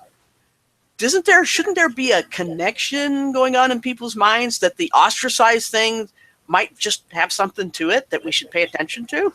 That seems reasonable to me. Anytime somebody's wanting to shut something down 100%, not even give it a word, there's usually something to it. Like, if anything, that draws me to that thing that's being suppressed. Like, okay, why do people want this suppressed so bad? Right. I don't know. Why do people want petrified giant trees to be suppressed? Right. And I didn't say that. I just said, have a plan and go investigate. That's all I said. I will grab some samples from Mount Washington. Let's see what we got here. See if we got wood. We got some industrial waste, whatever it is. Hopefully I can come up with something and some samples. Dig deep. I'm going to assume the outer layers of it, though, are going to be, pretty identical to everything around it. I'm gonna dig in a little deep, I hope, to you'd have to go deep. Yep. It's an investigation, not to be completely shunned, blown off, or not even attempted. I think it's worth an attempt. I'm going up there anyway, not for that reason, but while I'm there, Right. I think that's perfectly reasonable. I mean, like I said, it's the thing that disturbed me right from the start was the lack of healthy skepticism and the lack of any plan of determining evidence to be one thing or the other. Go with a yardstick or a compass or something, to find out how you're going to tell truth from falsehood and fact from fiction. And people just ran like they were on an Easter egg hunt, not caring about the scientific method anymore. And I thought that's what we got into Flat Earth for. I got something too. What's that? Oh, you go ahead, JB. I want to explain what I noticed at first and why I knew something was wrong right away. Go ahead. Okay. Well, people are getting more and more accustomed to and familiar with that intense feeling of information resonating with them.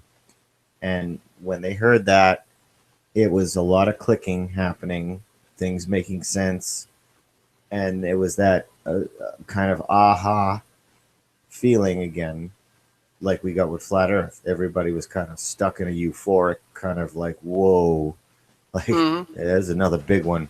But it was that same resonating feeling, like there's something to this. Might not be exactly the way that video was saying, but there is something to it, because we all felt it A lot of people felt it when they watched Avatar. They just felt something. They didn't know what it was. Seeing the giant trees, the plants glowing, there was something to that. I felt it. A lot of people mentioned it too, so it wasn't just my imagination or whatever. Same thing with the trees, the giant trees thing. There's something going on here that's definitely worth further investigation, but not necessarily let's jump on our first hypothesis, our first theory, and we'll say that. Well, that's just the it, narrative. though. We have this idea, this video, this when people in this small knit 50,000 people maybe in the world know what the hell there's no trees on no forest on the flat Earth deal is. I think we have to realize here is an approach and a different experience, but this thing, the way it approached, Jimmy, it doesn't even have an actual underlying claim. Like, let me give you an example. Flat Earth in general means the Earth actually turned out to be flat. It's very simple. It's called flat Earth. Well, this thing is called no forest on a flat Earth, and then it talks about quarries and synthetic, non-existent, tangible things in a bygone possible era, which don't involve no forests being there. So if you find two people that are interested in it, it's hard to get them to agree on what the point of it is. Because guess what? There actually are truths. There are giant trees. There were bigger trees. There were bigger people. That's all true.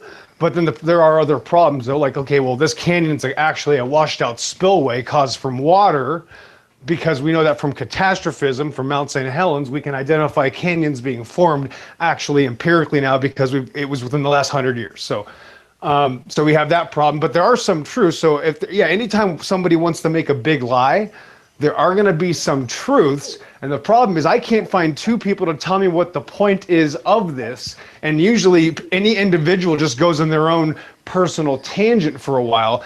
And I haven't even found any solid ground. But if I ask two flat earthers, okay, what's the point of this? They're going to say, the Earth's flat. I'm going to say, okay. And that's how I look at it. So there's a lot of deceit, but that's not just that. That's just the first problem with the idea. I look at it as studying history, the Earth's history. And if this was a part of the structure here prior to this great flood, I'm interested.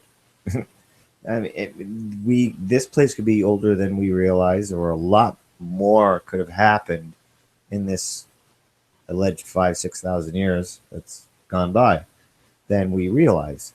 A lot of it was probably suppressed, book burnings, inquisitions,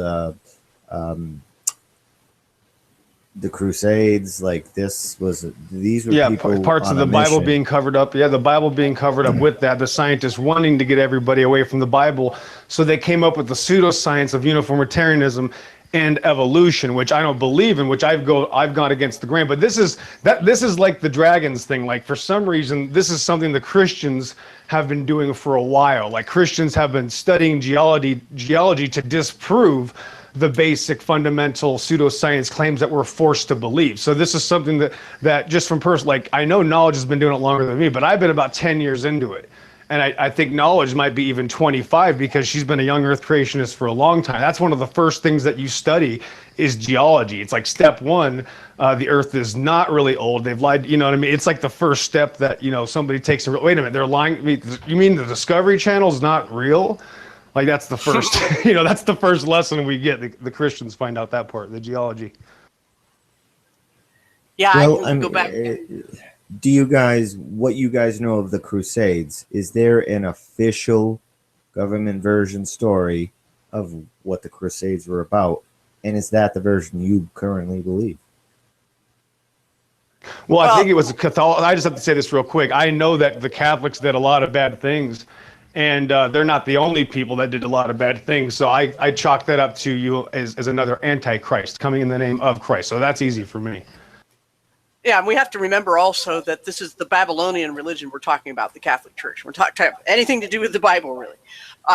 But as far as historically, from all the different accounts I've been able to look up and get the gist of trying to weigh one opinion against another, my opinion is that the Crusades themselves were a reaction and a response to Islamic takeovers of Christian and Jewish lands, and that this was spreading rapidly into Western Europe. And finally, people were being terribly oppressed and crying out for help. And finally, after dragging its feet, the church got involved because it had the power of the state and mustered an army to try to push them back. Now, they made their own excesses and errors along the way as well. But I believe that's the Crusades are a response to a prior invasion that was going on. But no, like I said, the history of the popes is a history of some very evil monsters. So I'm not excusing the Catholic Church at all, but I am saying that the Crusades had a legitimate reason to be. It wasn't just Christians going, let's take over the world, There's a lot of information that was destroyed that they wanted to keep hidden from the general public, which I'm sure some of it must have been saved and preserved and buried somewhere. They're not going to get to all of it. They just won't. I don't care what kind of ego some English king or queen had. They're not going to destroy all pieces of information of the truth. Now, determining which pieces are authentic or not, that's the hard to me part. Seems like an impossible task in this day and age currently. It really is. I mean, not impossible, but you can't prove anything. You can get a high degree of confidence if you work hard. But here again, when it comes to, the basis upon which people will say one thing or another about the Bible, we all have the same evidence to work with, and it's either valid or it isn't, and we're either going to rely on it or we're not. So we can't say that what we have written, even though it's written by the victors, is okay to use against the Bible, but not for it. So all I'm ever going for is that balance, the fairness, and saying, okay, if you're going to use these documents to tell me the Bible is wrong, then I can use those documents to prove that it's right. And so we can't say just because you're a Christian, you can't use the documents because it's written by the victors, But yeah, we all have to take the evidence available to us. It's all we have, and decide how to weigh it ourselves, what's good and what's bad out of it. Well, I was trying to be as unbiased as possible from the beginning, and as long as I was unbiased, I had to admit that I didn't have to favor something. Well, the only way you get to the truth is to not favor anything but the truth, and that's I think that is how people come to realize the Bible, and they don't just think about it with reading and history. It's not just the book of history improving itself in the past, it proves itself now. Like when I was approached with flat earth, I thought, if I make a claim right now, I can't do that. That's going to be a mistake. I better not open my mouth. Then it turns out in Proverbs 18:13, it says, yes, if you open your mouth before you research, that is foolish and a folly.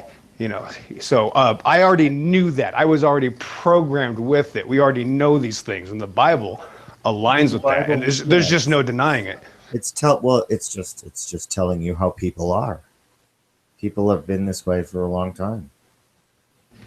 It just confirms it. I need a foundation, something to turn to go, wait a minute, does anything align? Yes, something aligns with this.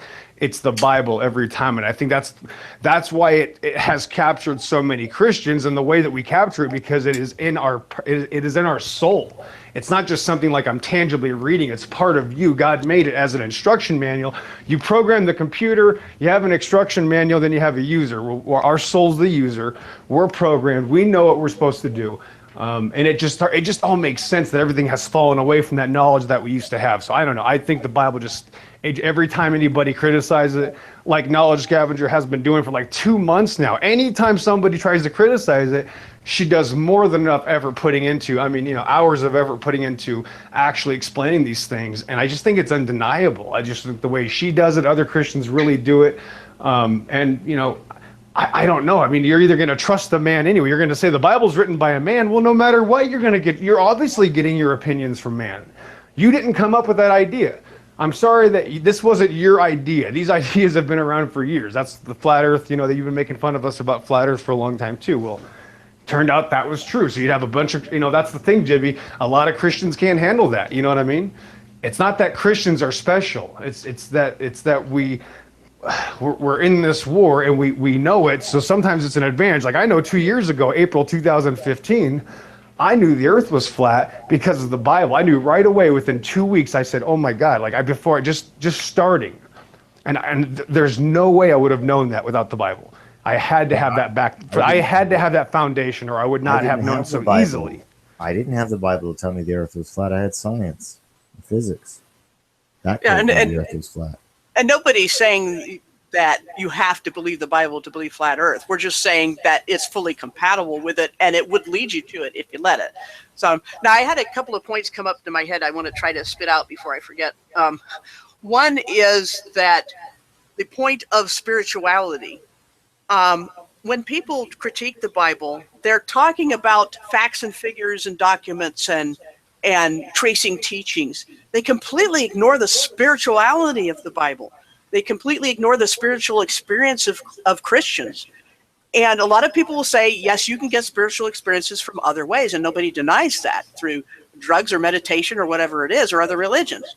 What I am saying is you can get there with Christianity just as well. With none of those other things, you could still get that deep spiritual experience. I mean, even in our little church this morning, which is normally more academic as far as, just talking about ideas and relationships and things.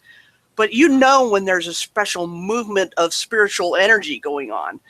And that can't be denied. And this is happening in a bunch of Christians. Whatever anybody wants to say about our theology, this is an issue. It's a relationship with our Creator at the very core.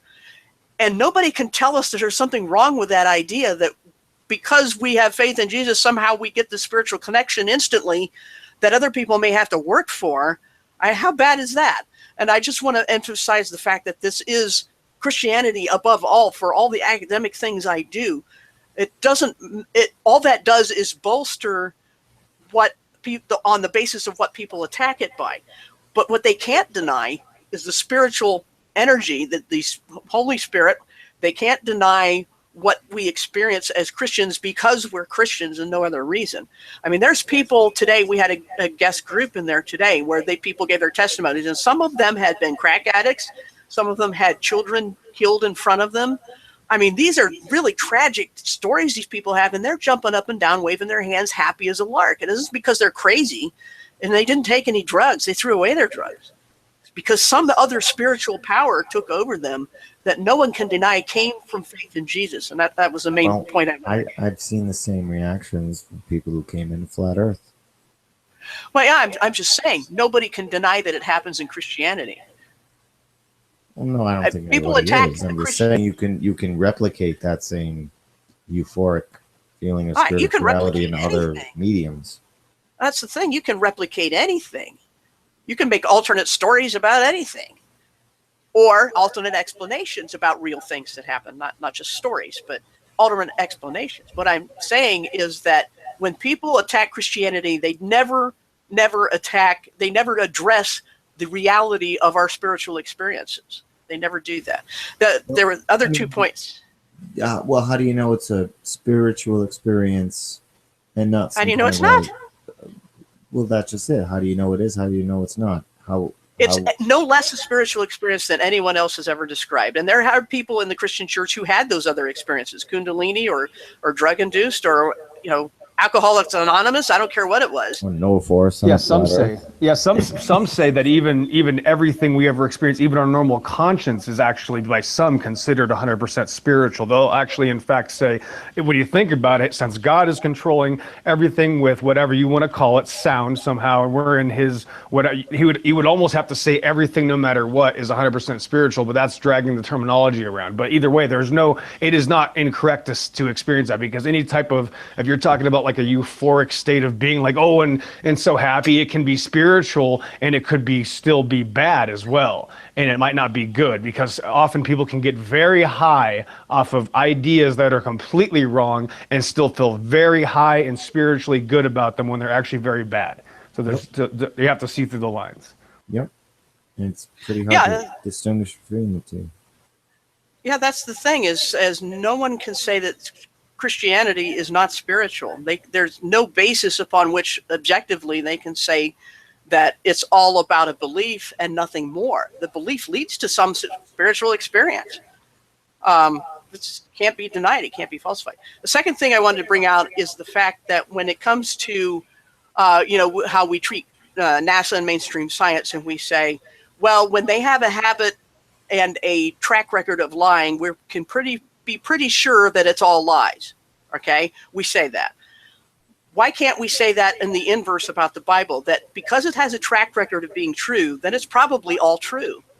I think that's fair to do both.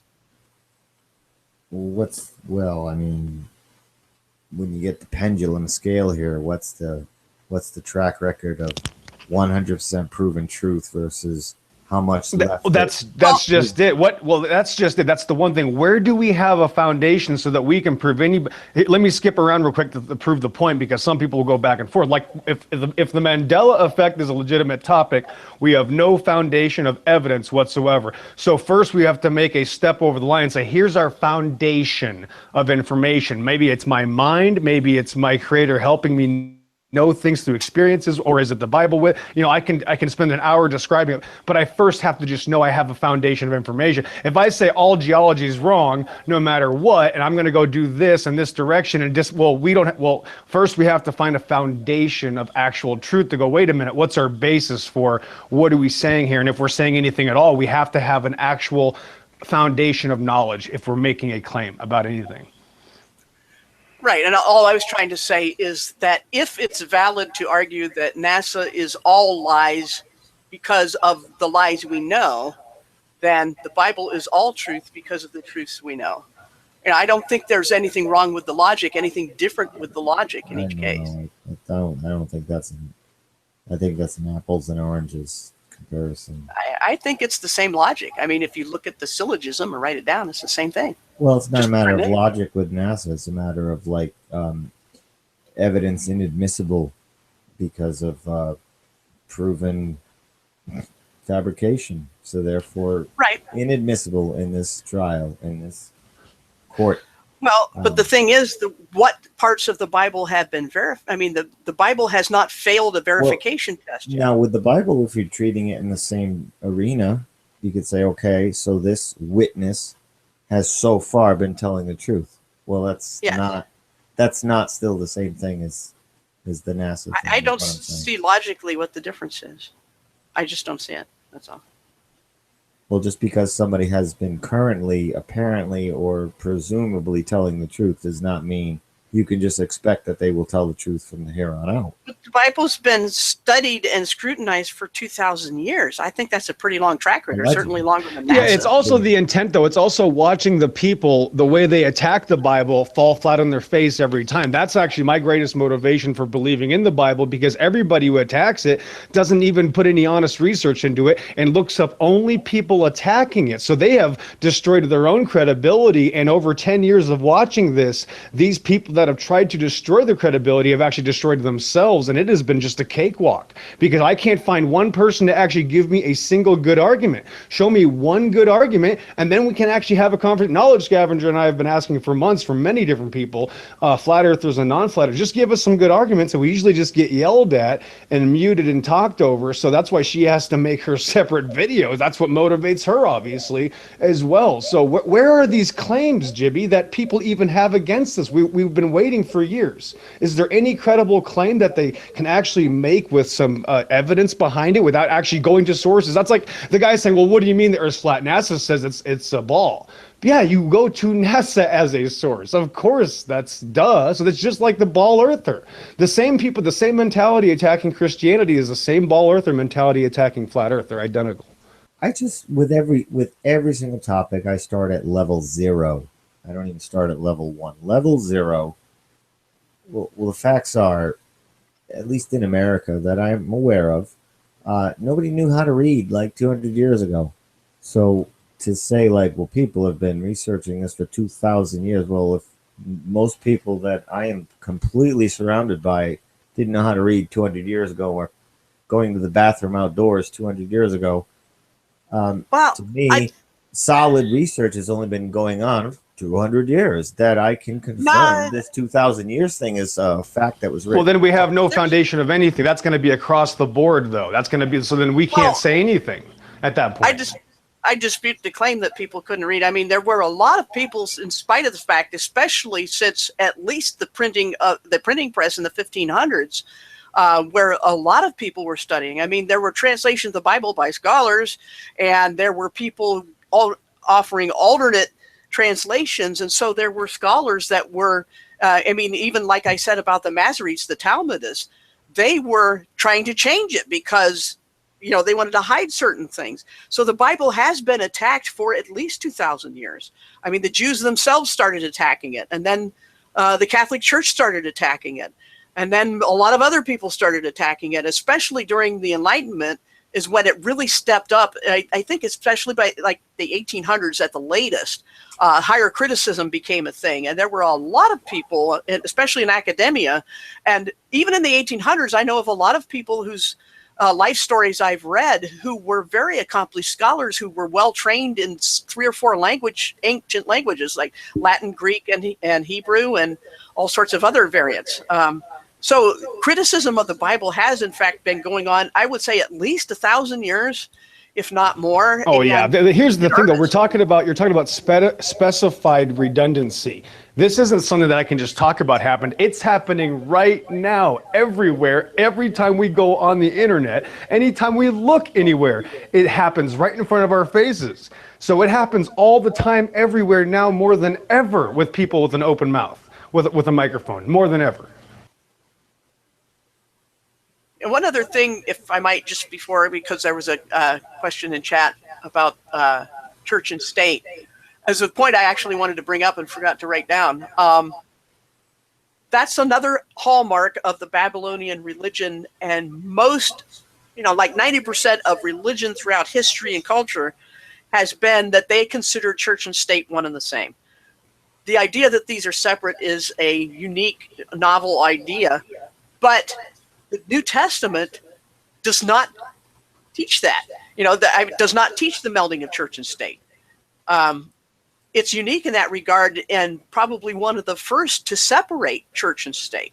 It actually says, you know, we are of the world but not in it, and we are to be good citizens wherever we are, and the church is never given the power of the state. The church is internalized spiritually in each believer, and we are never told to have the arm of the law on our side or anything like that. It was not a New Testament teaching, not a teaching of Jesus.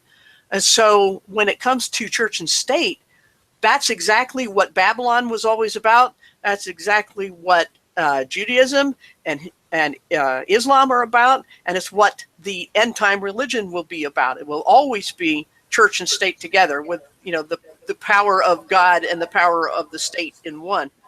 And that was just something that is, you know, not a deep theological thing, but Speck brought that out, that the Pope had all the power. He did, you know, Babylon, the Catholic Church of the, you know, has had the power of the state until about the Reformation. It started to lose that power, but it never gave up the idea that the church should run the governments. It's always been running them, especially it's been more open in South America all this time. They rule South America. The Catholic Church does. And they never really gave that up. And lo and behold, it's that South American connection for, you know, taking the Nazis in the rat line and all that sort of thing. There's no accident. So anyway, that's all I wanted to say. Well, I mean, the Bible is a very difficult book to get through, to read, to understand. Is there another medium in this kind of arena that would be kind of on the same lines as understanding the Bible, accepting Jesus in your heart, you're saved, blah, blah, blah? Well, what about the people who just don't care for reading? Are they just damned? Eternal damnation because they don't want to read the book?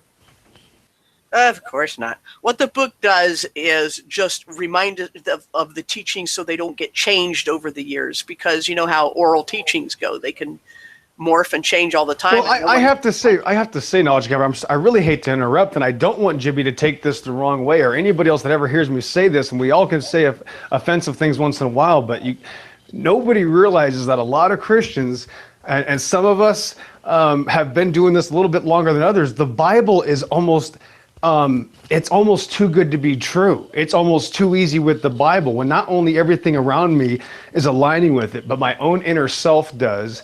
And everything works together because I take the time to put it works for me. It's like if I had this Dodge truck right now and this guy across the street has the same truck, but he's missing a starter. And I'm going to say, well, it works for me. You got to have a starter though. So we got to find out, well, I'm not going to get a starter, but maybe it'll work tomorrow. Well, it's not going to work. So there's still gaps in between different things. Like, people want to understand things as far as they want to understand it sometime. But what I have found is that people don't have an objective to have in the first place. Listen, if it takes work, I want to know what the work is.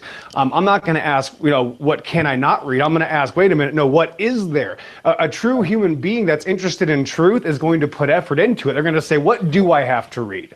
What really do I have to read? So there's a difference between someone who actually cares about truth and who's someone that might not care about truth. There's going to be who's motivated enough to put the effort in is going to get the return. And my return has been, I've been very happy with it. So there's different customer reviews on the Bible. I just don't feel like literacy is a requirement to enter the kingdom of heaven. It doesn't seem that should be the only medium. But people who want to, but that's the thing. Do you want to be? Like, people can still be wanting to be, and people can want to know what things say. And people that are illiterate could still want to know what the Bible says. People go, hey, what does the Bible say? Like, people that are illiterate can still find out that information. So that would be ridiculous to use it as an excuse in real life. Even in the first century, there was a lot of illiteracy, and a lot of the New Testament books will say, read this letter to that church. There were people who were trained to read, who would read it to the people who couldn't. So writing was a big deal. I mean, they did their legal documents and everything, and they had to have other people read them for them. So lack of being able to read is really not an issue because there's always somebody around who can. But when it comes to the gospel or, being saved, heaven and hell and all that, the bottom line is still faith. And you have to have faith in something is true. And how do you know that? It's like the Bible even makes that regression. It says, faith comes by hearing, hearing by the word of God. Well, how can anyone hear if no one speaks to them? How can they speak if they're not sent? And back down the line and saying, there's a chain of things that happen to make sure that people get the message one way or another. So whatever is necessary to know, God will make sure that people know it. I'm confident of that. Why does one need to have faith in something that's true? Why would you not have faith in something is true? I don't have faith in the fact that my house is made of wood. I have no faith in that at all. It's made of wood. I don't need faith in it. I just know it's true. All right, so you're I don't defining need to believe faith. it. I don't need faith. It is what it is. Okay. Do you have faith that I live in Ohio? I know you live in Ohio.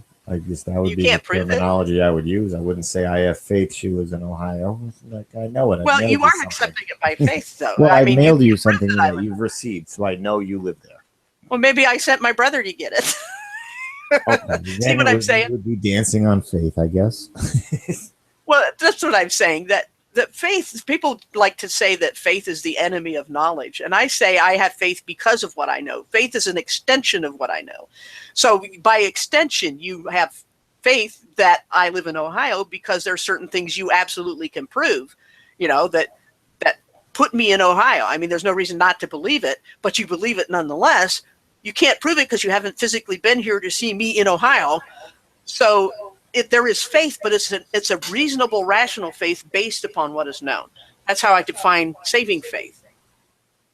That's the kind of faith what the Bible means. Okay.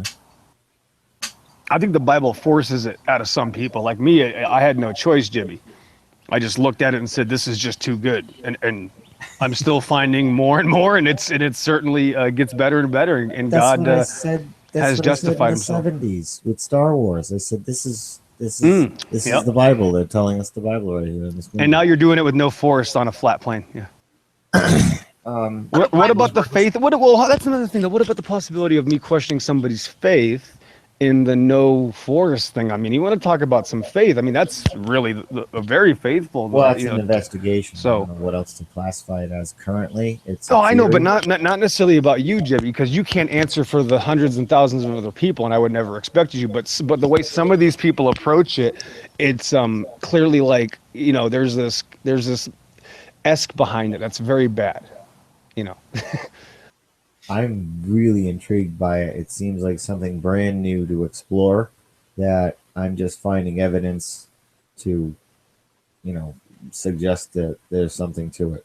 I haven't found any evidence that's scientific, physics, science, you know, based evidence that is saying absolutely not 100% in the investigation right now. There's no need to continue it further. I haven't come across that yet. I'm still trying to figure out I can show you my snow outside from the blizzard we had I last believe week, that's real.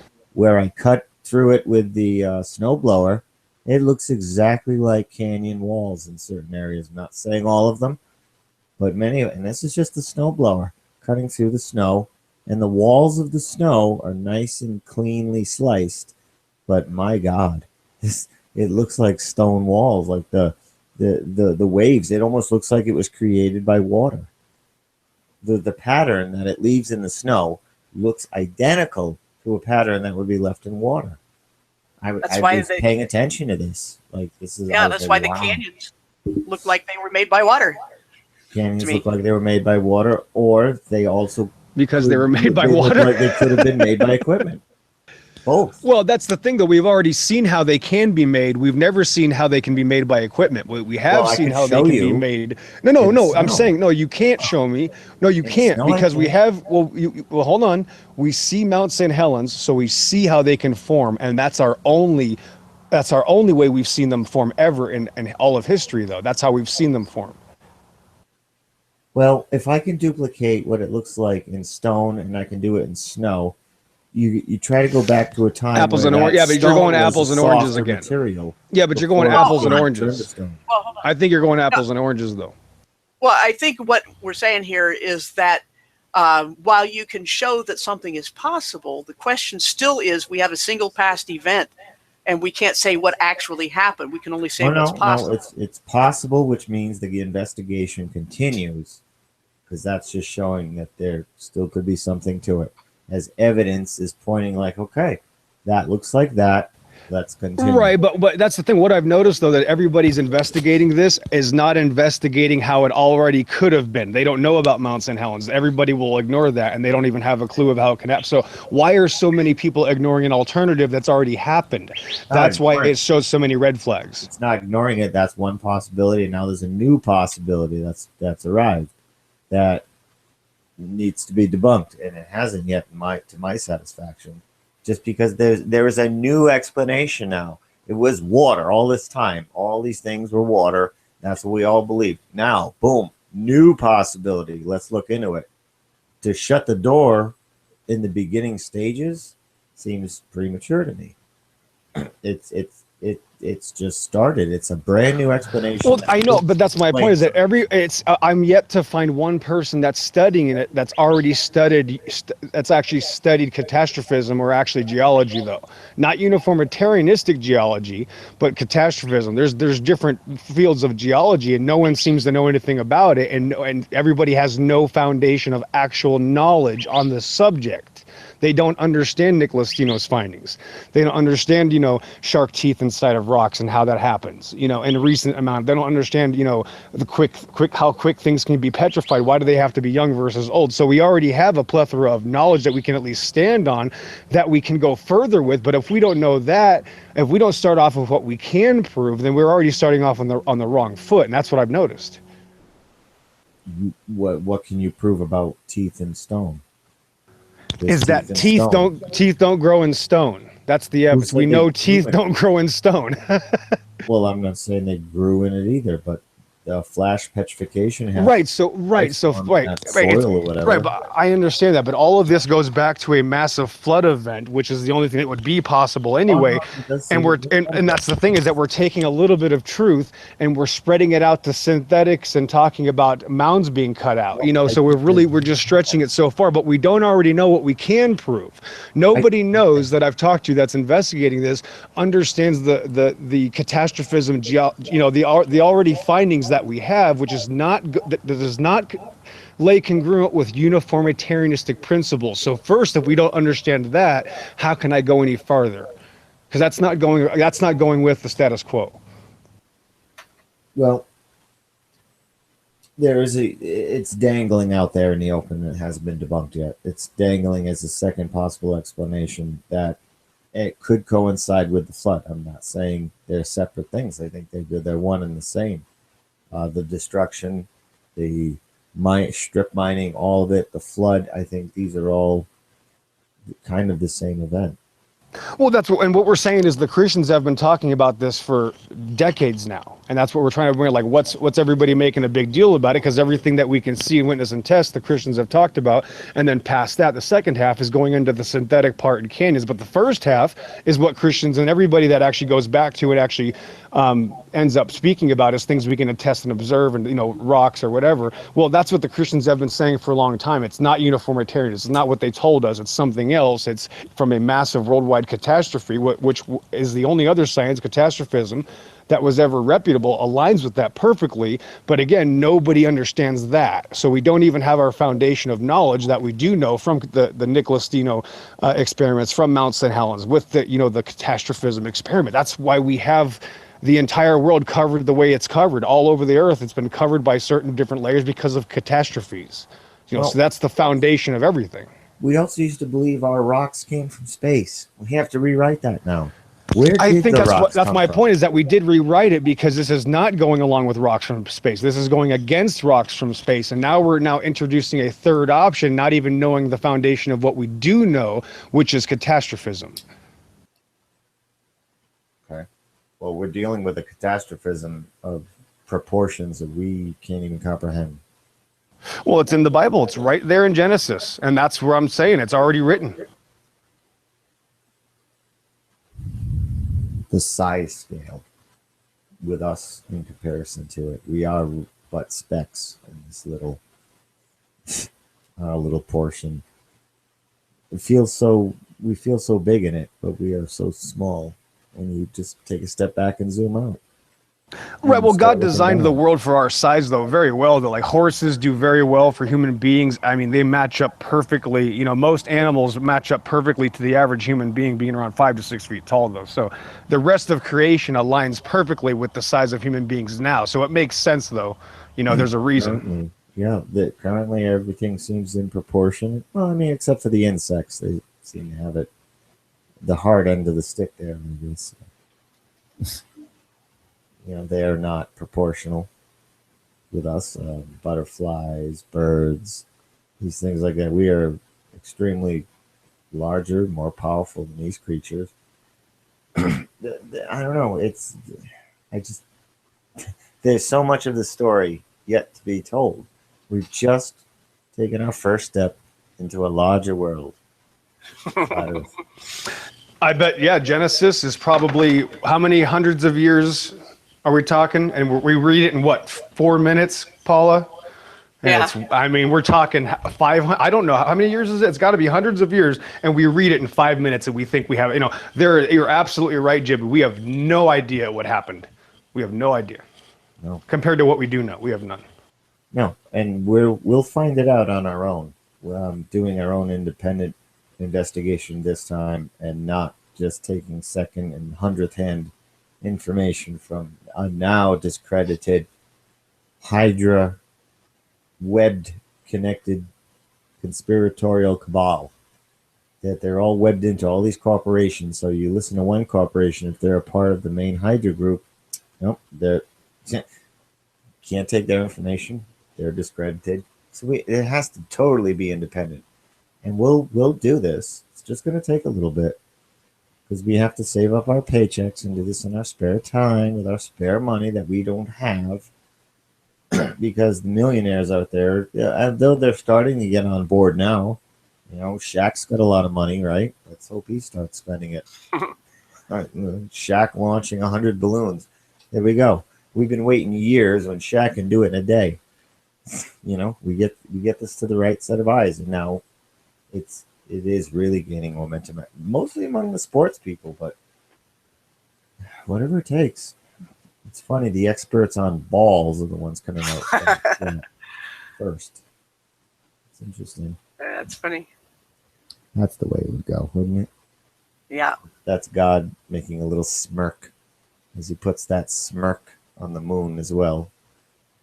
You look at the moon, there's a little smirky face, a little emoji.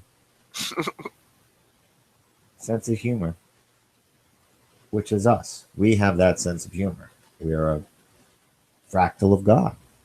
Are we not? We are made Our in sense of humor is just a fractal piece of the greater sense of humor. Yeah, it's the inner person that is made in the image of God. I mean, they're sentient beings, and humor, art, creation, creative ability, those are the attributes of God. Right. Somebody who's really funny here. Wow. Imagine how funny God is. You know what I'm saying? So God's sense of humor is really deep. It has to be. It just has to be. Oh, yeah, I'm sure. Like, that's scientifically, it has to be so much more deeper than ours that we can't even understand his sense of humor. Although we might seem to at times, like, oh, that song just had to come on right now, like those type of little things.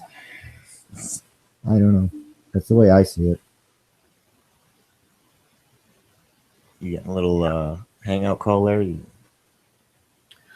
Well, I am getting kind of tired, but I mean, I can leave it up if you guys want to chit chat. But I think we probably, I don't want to go too long. I mean, I was starting to fall asleep on an earlier hangout that went 3 hours.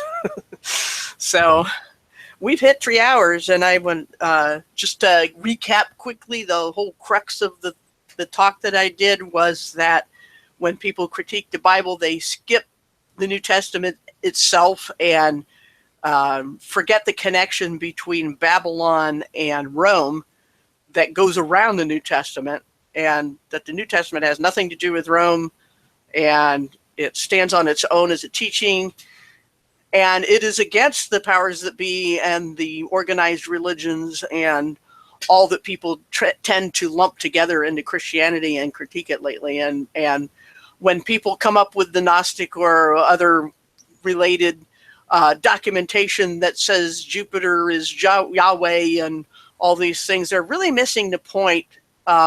As I've said in this one and the last one together, I think should take care of most of those critiques, I hope. And so, I really wanted to get that off my chest, and tomorrow or someday I will do one on fulfilled Bible prophecy and why it matters. But I want to thank you guys once again for showing up and helping me out, and everybody in chat. Well, thanks for having us. No problem. And we'll see you guys all next time.